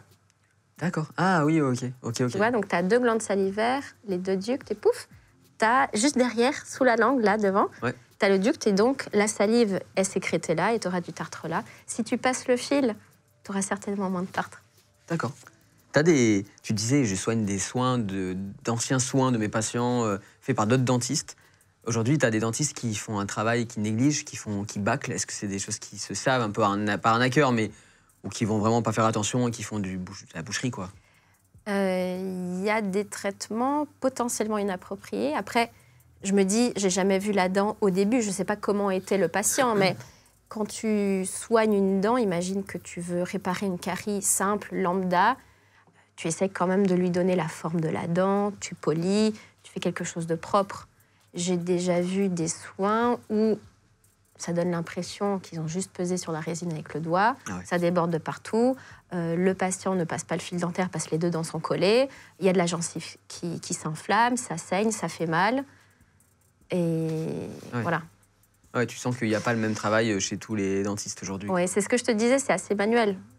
Et c'est délicat. Si tu veux faire du beau travail, du bon travail qui dure longtemps, il faut quand même le petit coup de main. Ouais. D'accord, ok. Qu'est-ce que tu peux déceler en tout cas, tu me parlais au tout début de l'émission, tu me disais qu'il y a des dentistes qui permettent aujourd'hui de trouver des cancers de la bouche ou des différents types de cancers. Comment tu repères? Est-ce qu'il y a des liens entre les dents, par exemple, et d'autres parties du corps? Est-ce que si, du coup, demain, je m'essouffle rapidement, est-ce que ça peut être symptôme d'un problème dentaire? Parce que je sais qu'il y a pas mal de choses qui sont cachées par les problèmes dentaires. Oui, alors, tu peux, comme n'importe quelle zone de ton corps, avoir un cancer.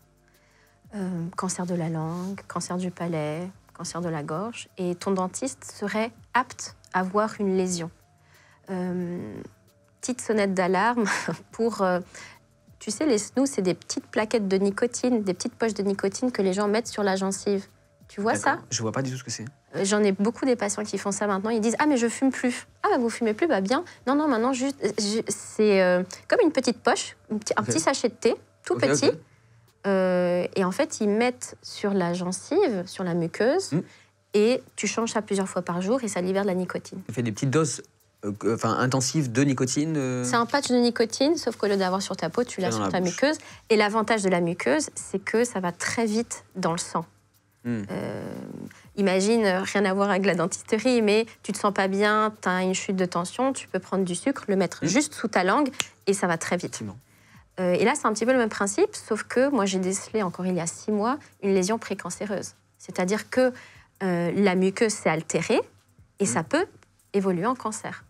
La même chose, alcool plus tabac, c'est connu pour faire des lésions précancéreuses. C'est quoi une lésion précancéreuse? C'est une gencive qui peut être un peu plus rougeâtre, un peu plus blanchâtre, qui dure sur la durée et pas quelque chose qui est là pendant 3 jours, qui dure plus longtemps. Et le dentiste est en mesure de dépister cela. Ce sont des lésions qui peuvent évoluer en cancer. D'accord. Par exemple, on sait que les patients HIV positifs, donc avec le sida, peuvent avoir des lésions aussi au niveau oral qui sont assez caractéristiques de la maladie. Donc voilà, tu fais attention à toutes ces choses-là. Imaginons que tu as une infection sur une dent, mais que tu ne le sens pas. Tu ne la sens pas parce que, ou tu ne la sens pas, ou alors c'est une dent qui est dévitalisée, donc à qui le nerf a été retiré, et dessous, il y a une infection, mais tu ne le sens pas. Ton système immunitaire va vouloir contrer cette infection, va vouloir combattre cette infection. Donc il va être en train de lutter perpétuellement, et ça peut entraîner chez toi, par exemple, une fatigue chronique. D'accord. Tu soignes la dent et tu peux éventuellement aller mieux.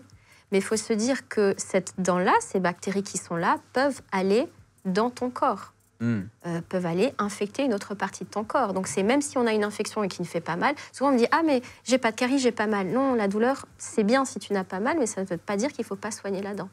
Avant-hier, j'ai eu encore une personne qui est candidat à 2 prothèses de genoux. Et donc, 2 prothèses de genoux, il faut faire un bilan dentaire.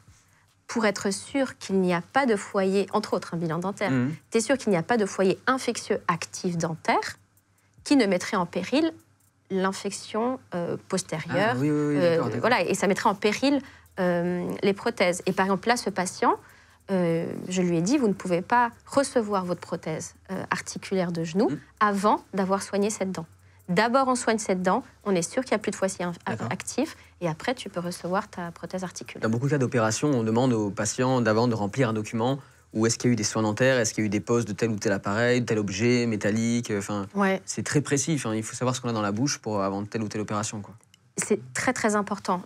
Bilan bucco-dentaire avant, remplacement de valve, prise de biphosphonate, le médicament pour l'ostéoporose, prothèse articulaire, aussi les patients qui vont être immunosupprimés pour une greffe rénale, greffe hépatique, tout ça, bilan bucco-dentaire avant, toujours. D'accord, ok. Qu'est-ce que tu peux voir d'autre? Est-ce que, typiquement, quand on est enfant, assez tôt, les parents, pour ceux qui sucent leur pouce, on leur dit de retirer leur pouce parce que est-ce que ça peut avoir un impact sur les dents, par exemple? Oui, oui, oui, oui. Je peux te montrer une photo. Ouais, on pourra la mettre à l'image. On pourra la mettre à l'image. Le problème du pouce, c'est très réconfortant parce qu'il y a l'effet de succion. Ouais. Néanmoins, ce n'est pas anatomique. Le pouce, il va pousser vers l'avant les dents. D'accord. Donc, on pousse vers le haut comme ça. Okay. Tu le fais très bien. Ouais, je ne l'ai jamais fait pourtant. C'est vrai? Ah ouais, je te jure, c'est vrai. Tu pousses vers les dents, mais aussi le maxillaire. C'est-à-dire que quand tu es enfant, tu es en pleine croissance et en fait, ton maxillaire va grandir. Si tu as un élément externe qui promouvoit la croissance du maxillaire vers l'avant à cause du pouce, eh bien, la forme du maxillaire va être aussi altérée. Il va y avoir typiquement l'os du haut, l'os de la mâchoire du haut. L'os de la mâchoire du haut. Okay. Voilà. Mandibule, l'os de la mâchoire du bas et maxillaire, l'os de la mâchoire du haut. Donc, si je suce mon pouce, eh bien, la base de mon palais, elle ne va pas être droite, par exemple, comme la prothèse qu'on voit là, tu vois. Ouais. Typiquement, si cette prothèse appartenait à quelqu'un qui suçait son pouce, eh bien, le palais ici serait beaucoup plus accentué. Un petit peu le palais, énormément. De la taille du pouce. Et ça crée un problème. Quel type de problème ça peut créer, ça? Alors, si tu as le palais plus vers l'intérieur, ton nez, tu as moins de capacité respiratoire. Ah ouais. Tu vois, parce que tout sera atrophié. Des gens qui typiquement respirent par la bouche. Tu respires par la bouche, sécheresse buccale, plus de risque de carie, entre autres. Ça peut être une des conséquences. Ah wow. Donc, et aussi, l'enfant, pour déglutir, met la langue entre les dents. Parce qu'il a plein de petits espaces. Quand tu vois les dents des enfants, on appelle ça les espaces de Nance. Ce sont les espaces entre les dents qui vont permettre à la dent définitive de venir et d'avoir de l'espace. L'enfant suce le pouce. L'enfant a les dents d'adulte. Les dents d'adulte vont aussi être poussées vers l'avant. Il va mettre la langue entre les dents pour pouvoir déglutir. Ça, c'est un réflexe qu'on a enfant, qu'on perd une fois qu'on a les dents d'adulte. Mais si tu as les dents vers l'avant, tu es obligé de garder ce réflexe. Et c'est compliqué après pour toute l'articulation des dents. Donc, quand tu as des enfants qui ont 5-6 ans dont tu t'occupes, tu vas dire à leurs parents, s'ils sucent leur pouce, il faut qu'ils arrêtent? Ou il y a un âge? Avant. Ah oui, avant. Le plus tôt, le mieux. Et tu as eu des cas de patients tardivement qui avaient des... Pardon, je rigole parce que j'ai eu un nouveau patient qui vient, bonne soixantaine.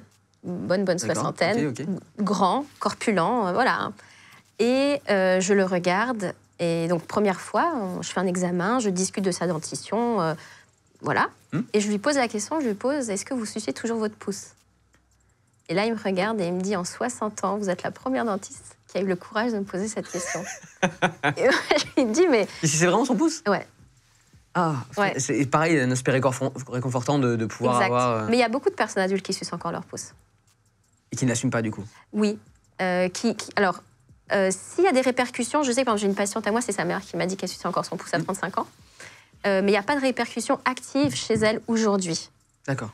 Voilà, parce que c'est peut-être pas autant, c'est peut-être une fois de temps en temps. Mais ce patient-là, par exemple, il a quelques caries. Et donc, je l'informe. Je lui dis, voilà, sachez que le fait de sucer son pouce, c'est un risque accru d'avoir des caries. Et voilà, c'est juste informatif. Je trouve ça rigolo. Oui, il y a plein de personnes qui sucent encore le pouce. Ouais. C'est plus facile de gérer des adultes ou des enfants aujourd'hui pour toi? Les enfants, c'est compliqué? Alors, ça dépend. La douleur, par exemple, le stress, les pleurs. Est-ce que si tu dois mettre les mains au fond de la bouche, est-ce qu'un adulte ait plus de conscience alors que le gamin va mordre, faire un peu n'importe quoi? Ouais. L'approche du parent est très importante. C'est-à-dire que pour une première consultation, l'enfant est tout petit, il se met sur la chaise. Donc normalement, la première consultation, c'est juste mise en confiance. À quel âge ouvre la bouche, le plus tôt le mieux. Ah, quand même, ouais. Ouais, le plus tôt le mieux. Ce sera, ouvre la bouche, je vais mettre un instrument dans ta bouche, il est froid, c'est du métal, mais c'est normal, c'est juste pour regarder. Attention, il y a une lumière, regarde, j'ai un masque, j'ai des gants. Mise en confiance, ça c'est la norme. On ne fait pas grand-chose, souvent c'est une mise en confiance de l'enfant. Ça se passe bien. Maintenant, prends le cadre de figure qui arrive, où le patient arrive et dit « Mais mon petit cœur, ne t'inquiète pas, elle ne va pas te faire de piqûre, ça ne va pas faire mal. » Les parents, ils disent ça. En fait, tu transposes ta peur et tes problèmes sur l'enfant.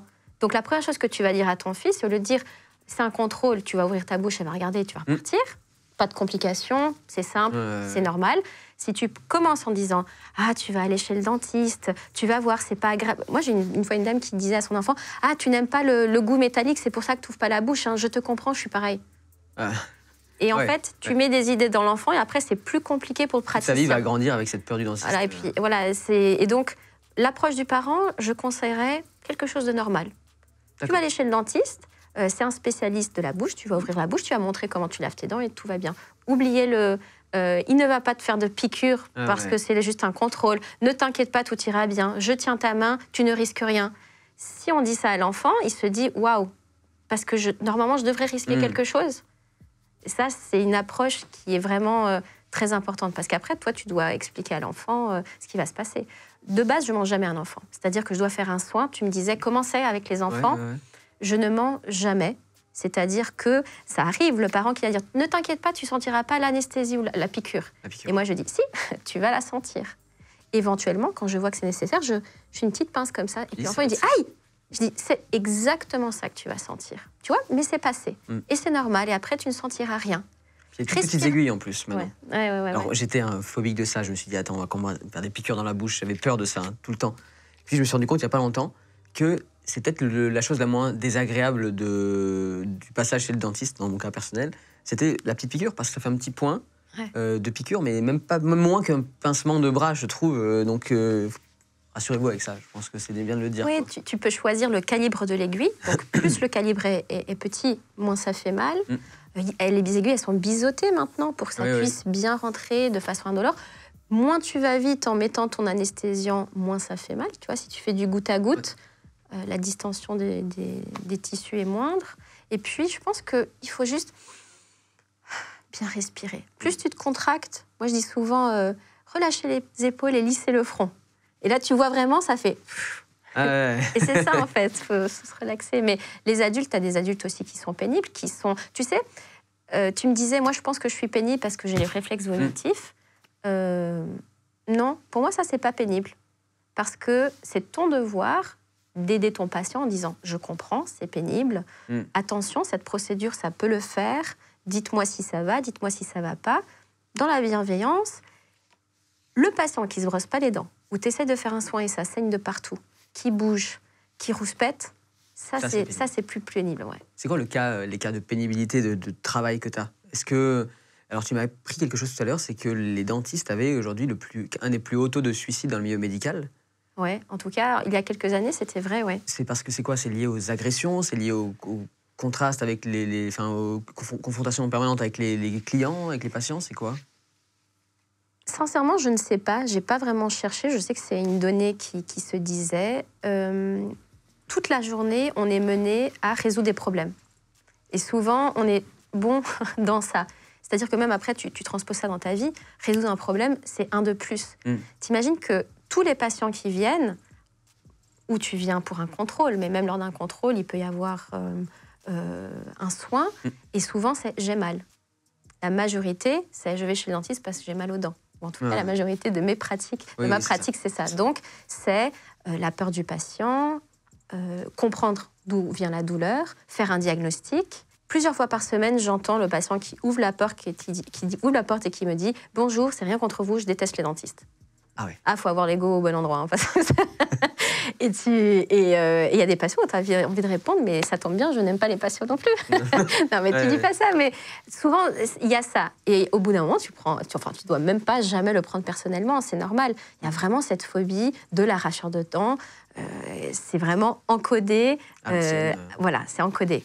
Ton devoir, c'est de désamorcer ça. Et quand il y a de la bonne volonté, tout se passe bien. Après, bien évidemment, tu auras le patient qui a mal depuis longtemps, qui ne va pas bien, qui s'est fâché probablement avec son fils ou son voisin le matin, et qui vient vers toi. Et en fait, tu es là pour lui. Donc, tu vas l'écouter. Et là, il y a tout qui tombe. Et il y a tout qui lâche.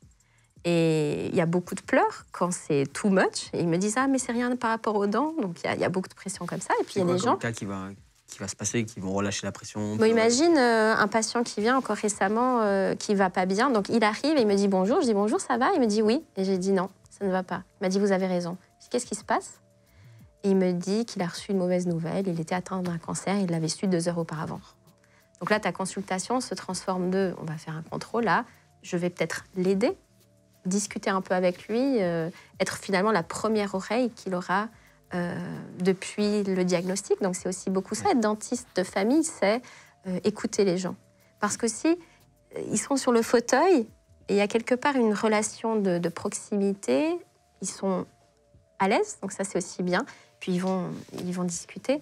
Mais avec la douleur aussi, les gens peuvent changer de comportement. C'est-à-dire que quelque part, je pense qu'il y a quelques neurones qui s'éteignent et tu as des réactions vraiment assez... Violentes, animales. Animales, t'as des gens qui se sont jetés sur toi, par exemple? Une fois, oui. Quelqu'un qui s'était jeté sur moi. Je le soignais depuis longtemps, tout allait bien. On avait fait une prothèse justement amovible. Incroyable. Et quand je vais la mettre, eh bien, il me prend la main, il se lève, il bondit et il a une réaction totalement inappropriée. J'ai pas compris ce qui s'est passé.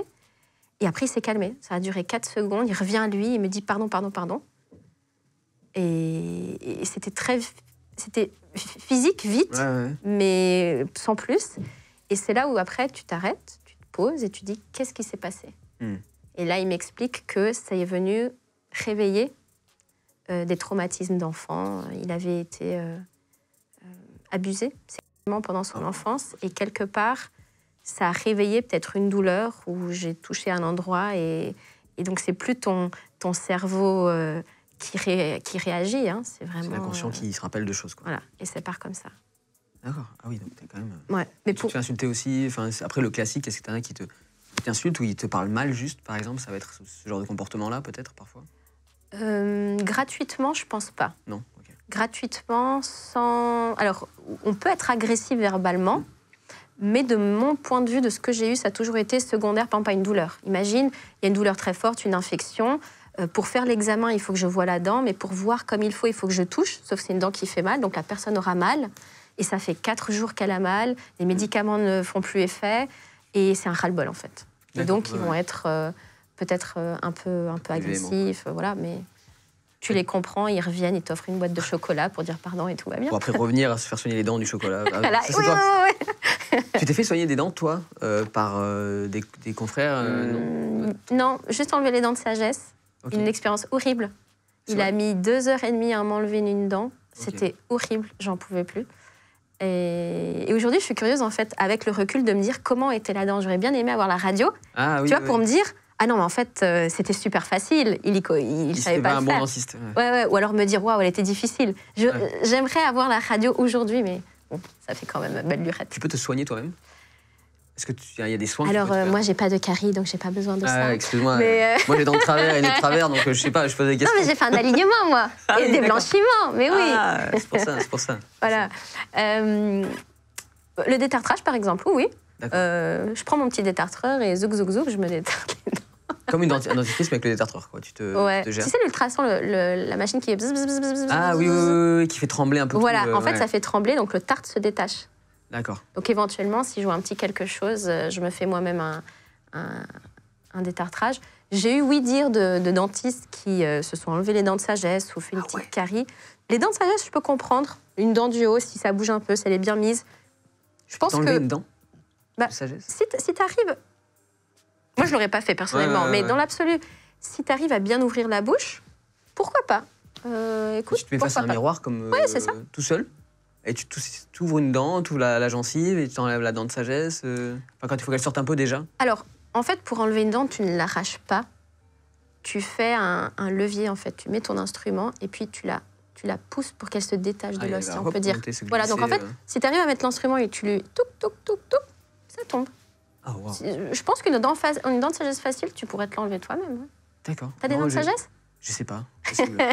Je sais plus trop. Nous allons découvrir tout ça dans 5 minutes. Je crois que je les ai toujours, mes dents de sagesse. J'en ai jamais eu à enlever, donc elles prennent plus ou moins de place. Elles viennent, elles s'en vont. C'est un peu compliqué. On parlait de la phobie tout à l'heure des dentistes. T'as déjà eu des gens totalement phobiques qui n'arrivaient quasiment pas à passer le pas de la porte de chez toi?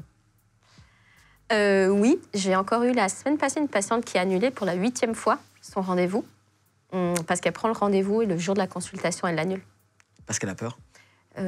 traumatisme, loin, loin, loin. Et elle, c'est même tout le corps médical. Elle annule chez tout le monde la blouse blanche. Je lui ai déjà dit que si elle voulait, je pouvais me mettre en habit civil pour la regarder, mais c'est compliqué. Ah oui, tu peux pas aller chez les gens non plus, tu peux pas aller dans autre chose, autre part qu'un cabinet. Tu peux. Okay. J'ai déjà fait des réparations de prothèses à domicile. Ma voisine, je lui dis, vous inquiétez pas, je passe chez vous, j'ai ramené mon petit matériel pour faire les empreintes. Okay. Mais soigner une dent, c'est compliqué. Après, il y a des dentistes ambulants qui ont une petite camionnette et tu as vraiment le cabinet dentaire dans une camionnette. Ah, pour les zones peut-être plus isolées où on a besoin de... ça existe. Par contre, j'ai eu une dame qui n'arrivait pas à se brosser les dents. Elle n'y arrivait pas. Réflexe vomitif, elle disait qu'elle n'arrivait même pas à mettre la brosse à dents dans la bouche. Ah ouais. Donc tous les 3 mois, elle avait un détartrage sous protoxyde d'azote. Tu sais, le gaz hilarant. Ah oui, oui. T'inspires le gaz, t'es dans un état relax, et puis tous les 3 mois, elle recevait un détartrage. D'accord, en train de rire comme pas possible. Moi, je l'ai testé. Ah ben on se fait plaisir. Alors écoute, ouais. Et c'est bien. T'es relax, t'es cool, c'est bien, t'es zen. Donc t'es conscient si tu veux bien, t'es vraiment conscient, donc bien sûr. Tu parles, tu réponds, mais t'es bien. D'accord. T'es bien, sans effet secondaire après. Je vois. On parlait de soins de dents, bon là on est dans du médical pur, et t'as des personnes qui viennent te voir qui sont dans d'autres processus complètement différents, qui pensent que le médical ne sert pas forcément à soigner leurs dents, qui ont des méthodes à eux un petit peu perchées, honnêtement, en voyant un peu ce qui s'est fait. Qu'est-ce que tu as eu comme cas ou demande, je sais qu'il y a une dame qui a demandé de se faire percer la dent, je crois. Pour quelle raison? Oui, c'est mon collègue de travail qui a eu cette dame. Elle avait une théorie par rapport à la lumière, aux énergies. Elle disait qu'à un certain point, ça devait rentrer depuis son cerveau et faire une ligne droite jusqu'à l'autre extrémité du corps. Ça passerait par la dent. Et donc, elle avait vraiment des endroits de la dent très spécifiques où elle voulait des puits pour que la lumière puisse passer. Et en fait, tu juges pas. Tu respectes le choix du patient. Je ne sais pas s'il l'a fait ou pas. Est-ce que tu peux percer une dent comme ça? Ça fait quoi? Ça fait comme un trou où tu peux passer une ficelle? Non, tu ne peux pas percer une dent jusqu'au nerf, c'est pas possible. Okay. Mais on entend des gens qui... J'ai une patiente à qui j'avais dit qu'il fallait enlever une dent. Mais la dent, elle bougeait comme la queue d'un chat. C'était vraiment gauche-droite, gauche-droite, gauche-droite. Et je lui ai dit, écoutez, madame, là, il faudra vraiment l'enlever. C'était une molaire. Et elle m'a dit, écoutez, je reviendrai. Je ne suis pas prête. Elle était un petit peu en dépression. C'était difficile pour elle. Et elle revient 1 an après. Et je te jure, la dent ne bougeait plus. C'est vrai? Mais la dent ne bougeait plus. Et j'ai diagnostiqué l'extraction de la dent, donc je sais ce que j'ai dit. Je me rappelle de la dent, j'ai une bonne mémoire. C'était pas une autre dent, c'est sa dent, la même? C'était la même. J'ai fait une radio et l'os s'était quand même consolidé autour. Donc l'os ne revient pas au stade initial, mais suffisamment pour que la dent ne bouge plus. Incroyable. Et là, je lui ai demandé, qu'est-ce que vous avez fait? Et elle me dit, non. J'ai compris qu'il y avait quelque chose. Et je lui ai dit, écoutez, je ne suis pas là pour vous juger. Moi, ce qui m'importe, c'est le résultat. Là, il y a un résultat bénéfique, que ce soit une prière, de l'huile, de je ne sais pas trop quoi. C'est pas grave, je ne suis pas là pour juger. Mais dites-moi ce qui s'est passé. Donc, elle avait fait quelque chose, elle t'a dit que j'ai fait quelque chose. Voilà, donc j'ai compris. Les gens, tu comprends. Ils mentent mal. Oui, ou alors, je pense qu'avec tous les patients, tu lis très bien les gens. Il y a un moment où tu lis les gens, il n'y a pas beaucoup de discussions. Et elle me disait qu'elle a fait un protocole de pardon. Donc, sa vie, elle aurait changé 180 degrés. Elle a fait un protocole de pardon. Elle a pardonné sa famille, elle a pardonné ses amis. Et sa vie aurait complètement changé. Oh, écoute, la vérité, un travail sur elle-même. Ouais. Et je la voyais, elle était magnifique, elle était joyeuse. Elle a vraiment changé. Je me souviens d'elle, elle était un petit peu plus tristounette, un peu plus dépressive, ou même dépressive. Et là, elle avait vraiment, dans son entièreté, cicatrisé, si je peux dire. Incroyable. Et là, bravo. Ouais, tant mieux pour elle. Enfin, si tout s'est arrangé dans sa vie et pour sa dent. Ouais. Est-ce que tu as eu des cas? Je sais qu'aujourd'hui, beaucoup de personnes font leur lessive, font leurs produits douche, font un peu toutes les cosmétiques possibles, y compris les déodorants. Est-ce que le dentifrice fait partie des choses qu'on peut aussi faire? Oui. Il y a plusieurs pratiques. Il y a des personnes qui vont faire des bains de bouche à l'huile de coco ou se brosser à l'huile de coco. Il y en a qui vont faire des dentifrices, par exemple, à base d'argile. D'accord. Le souci de l'argile, c'est par rapport à l'abrasivité. La majorité des dentifrices d'argile que j'ai vus, et que j'ai vu mes patients utiliser, ont un grain très très fort. On ne le voit pas, on voit de la poudre, mais en vérité, l'indice d'abrasivité est très élevé. Et en fait, ça va te décaper, va faire de l'abrasion de l'émail. Donc, beaucoup ont des microparticules. Et c'est ça, en fait, qui va venir frotter sur la dent, enlever une partie de l'émail et donner cet aspect plus blanc. Ok. Il y a beaucoup de dentifrices aujourd'hui, de gamme, il y a des couleurs, il y a des traits, il y a des scies. Il y a des basiques, non? Je pense qu'il y a quelques dentifrices, il faut qu'il n'y ait pas beaucoup de choses dessus indiquées. Tu sais, le plus important, dans la majorité des cas, c'est l'huile de coude. C'est-à-dire le fait de prendre une brosse à dents, les poils, ils sont bien droits, pas une brosse à dents avec les poils de côté, et venir brosser les dents 3 fois par jour, passer le fil dentaire. D'accord. Après, si tu as une infection ou une autre, tu peux mettre un dentifrice un peu plus spécifique ou moins spécifique, mais il faut privilégier, c'est la brosse à dents. En fait, on pourrait faire ça à l'eau. Non, mais factuellement, c'est-à-dire que si le dentifrice sert à la laine aussi, j'imagine, il y a pas mal de choses, ou est-ce qu'il a un effet soin? Il peut avoir un effet soin si, par exemple, tu mets du fluor. Ça peut renforcer l'émail de la dent. Si ton dentifrice va être peut-être à base de bicarbonate ou plus alcalin, il va être intéressant pour les cas de déchaussement dentaire qu'on a dit tout à l'heure. D'accord. Donc, le dentifrice est aussi intéressant parce que ça va faire le polissage de la dent grâce à sa texture. Mais l'huile de coude, c'est vraiment important. C'est-à-dire que, est-ce que si je fais juste un banc de bouche, est-ce que ça suffit? Non. Non, oui, c'est l'action. C'est sûr, il faut frotter, quoi. C'est ça, il faut frotter. Comme n'importe quelle partie du corps que tu vas laver, en fait, en réalité, quoi. Exactement. Quand tu parlais de fluor pour protéger la couronne, la partie extérieure de la dent, aujourd'hui, on nous conseille plein de choses, de manger, pas manger de sucre, pas en boire, de faire attention de tel ou tel aliment. Est-ce qu'il y a des aliments qu'on ne soupçonne pas, mais qui vont favoriser les caries? Un truc tout bête, je sais pas, dans tel aliment, dans tel légume, dans tel fruit, il y a de l'acidité, ça va peut-être ronger, je sais pas. Ouais. On vient de terminer le printemps, donc typiquement, tous les ans, j'ai des patients qui viennent en disant « j'ai des sensibilités dentaires ». C'est la première fois de ma vie que ça m'arrive, ça vient. Question numéro 1, est-ce que vous faites une cure de jus de citron? Ah oui, mais comment vous savez, c'est vrai? Et alors, tous les ans, c'est la même chose. J'ai toujours, en tout cas, un patient qui, jus de citron le matin, c'est bien pour la santé. Donc, tac, tac, tac, il presse le jus de citron, il boit, avec un peu de chance, il croque dedans. Sauf que c'est de l'acide et ça vient faire l'érosion de l'émail. Et un jour après l'autre, après l'autre, après l'autre, ça crée des sensibilités. Donc, la petite astuce, c'est pourquoi pas le jus de citron? Oui, mais alors avec une paille. Ah, c'est vraiment juste le contact direct qui est... Autant l'avaler directement avec la paille. C'est de l'acide, en fait. La dent, l'émail, c'est un minéral. Imagine une roche, un minéral. Tu mets de l'acide dessus, ça va faire l'érosion. Voilà. Donc, tu as des systèmes tampons dans ta bouche qui vont venir remonter le pH. Ça peut descendre avec 3, 4. Le pH neutre, c'est 7. Donc, imagine, tu manges quelque chose d'acide ou une vinaigrette. Ah, j'aime bien le citron, j'aime bien le vinaigre. Hop, hop, hop, pH, il descend. Ce qui est tout à fait normal. Tu dois attendre 20 bonnes minutes avant de te brosser les dents. Parce que si tu brosses les dents tout de suite après ton repas, eh bien, en fait, le dentifrice, il est alcalin, ça peut faire une réaction chimique acide-base.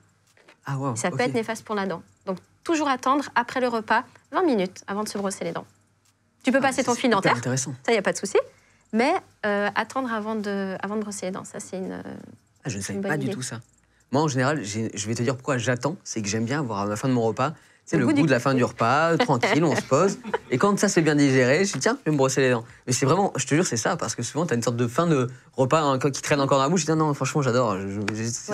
Voilà. Une autre chose intéressante, j'y pense, les gens qui adorent les sucres. On sait que le sucre favorise les caries dentaires parce que la bactérie utilise le sucre, métabolise le sucre, et les produits du métabolisme provoquent la carie dentaire parce qu'ils sont acides. Donc ils sont acides, ils sont en contact avec l'émail, ça provoque la carie. Ce que je dis aux patients qui vraiment me disent « mais moi je ne peux pas m'imaginer sans sucre », donc tu comprends le patient et tu dis « ok, trouvons des solutions ». Quelle serait la solution? Manger les sucres après les repas et pas en grignotage. C'est-à-dire, au lieu de manger je sais pas moi, ton chocolat au milieu de l'après-midi, et tu vas rester avec ce chocolat peut-être jusqu'au soir, jusqu'au moment où tu te brosses les dents, eh bien après un repas, tu manges ton sucre, ton gâteau, ce que tu aimes, voilà. T'attends les 20 minutes, la demi-heure, et tu te brosses les dents. Comme ça, tu as le bénéfice d'avoir ton petit carré de chocolat ou la sucrerie, ou les bonbons, ou ta plaque, ce que tu veux. Pourquoi s'arrêter un carré, franchement Si c'est pas dans les abdos, c'est dans la bouche. Exactement. Mais comme ça, t'as le win-win. D'accord, ok. Il ne faut pas forcément se sacrifier.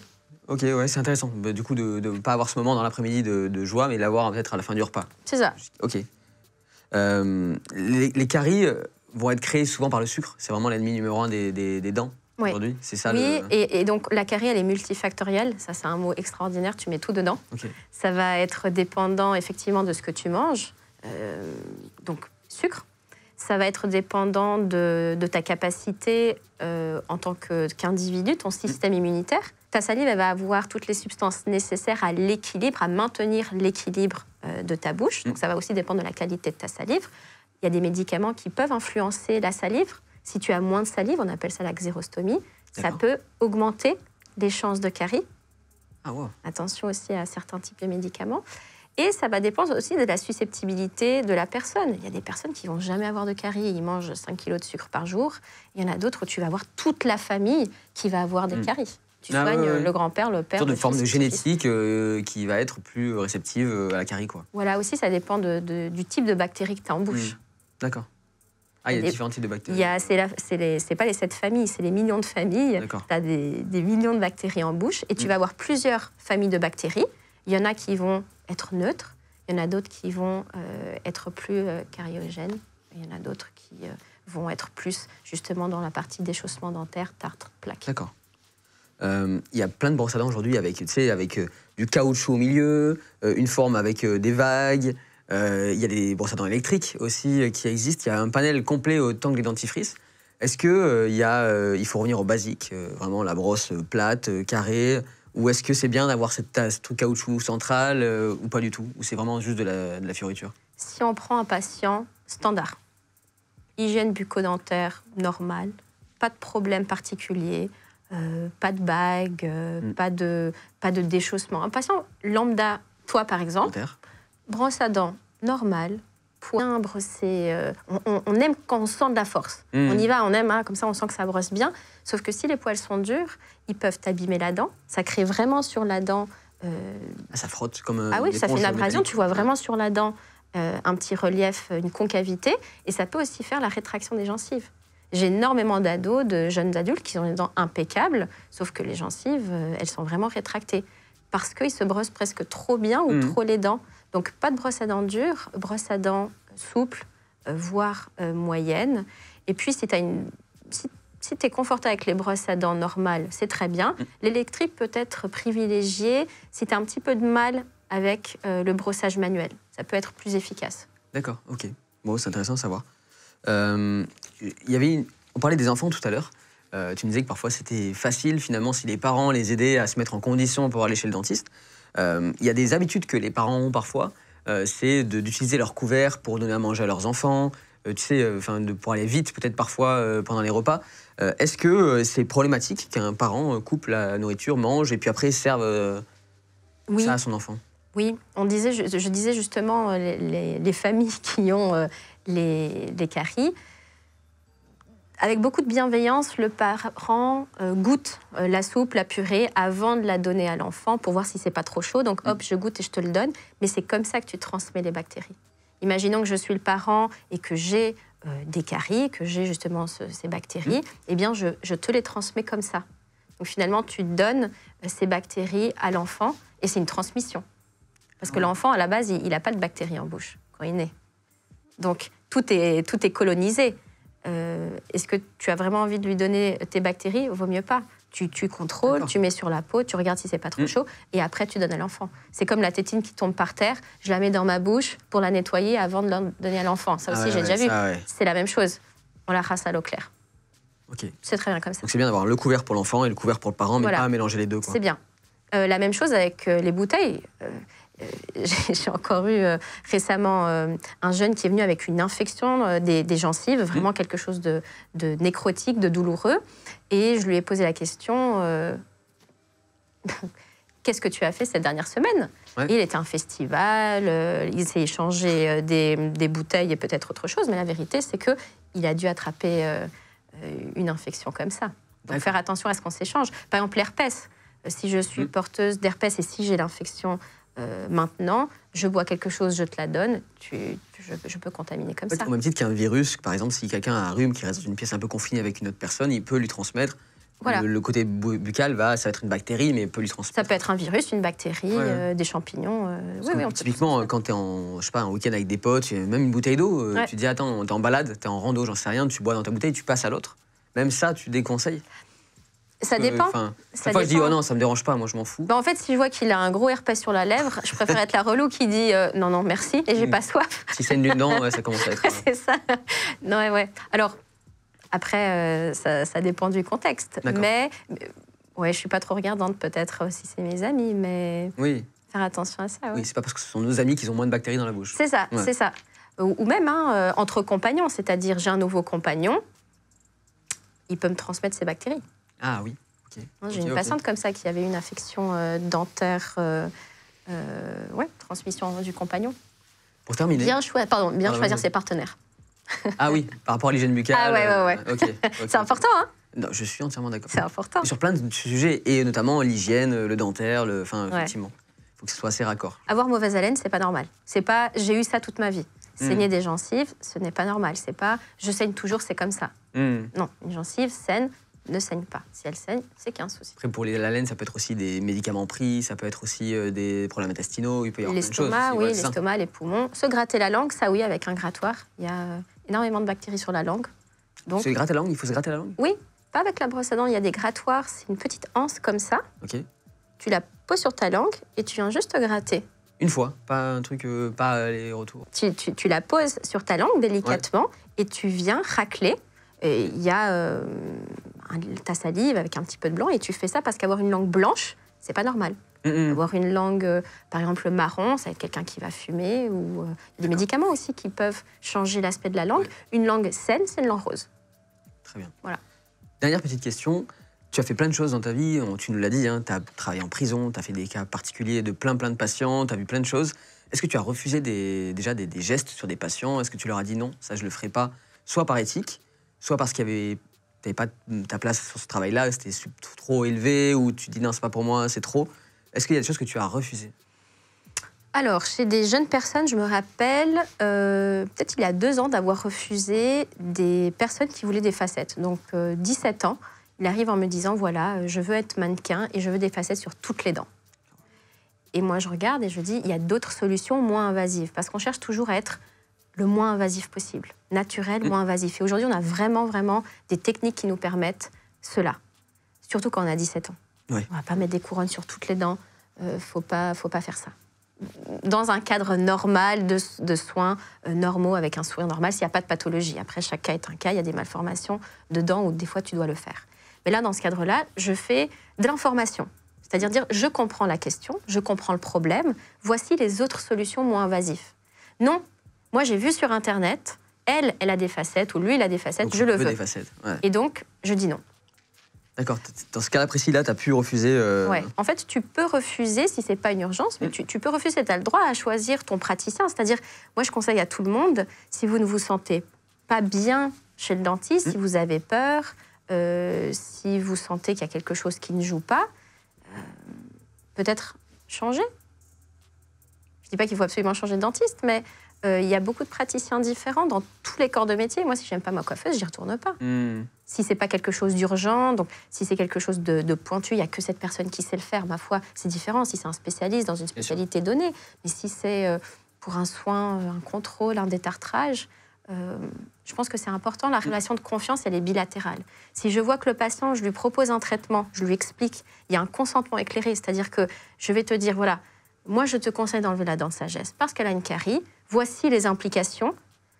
Et si de ton côté, je vois que tu ne comprends pas ou que tu n'es pas d'accord, eh bien je peux refuser de te faire un soin. Dire, voilà, il n'y a pas de...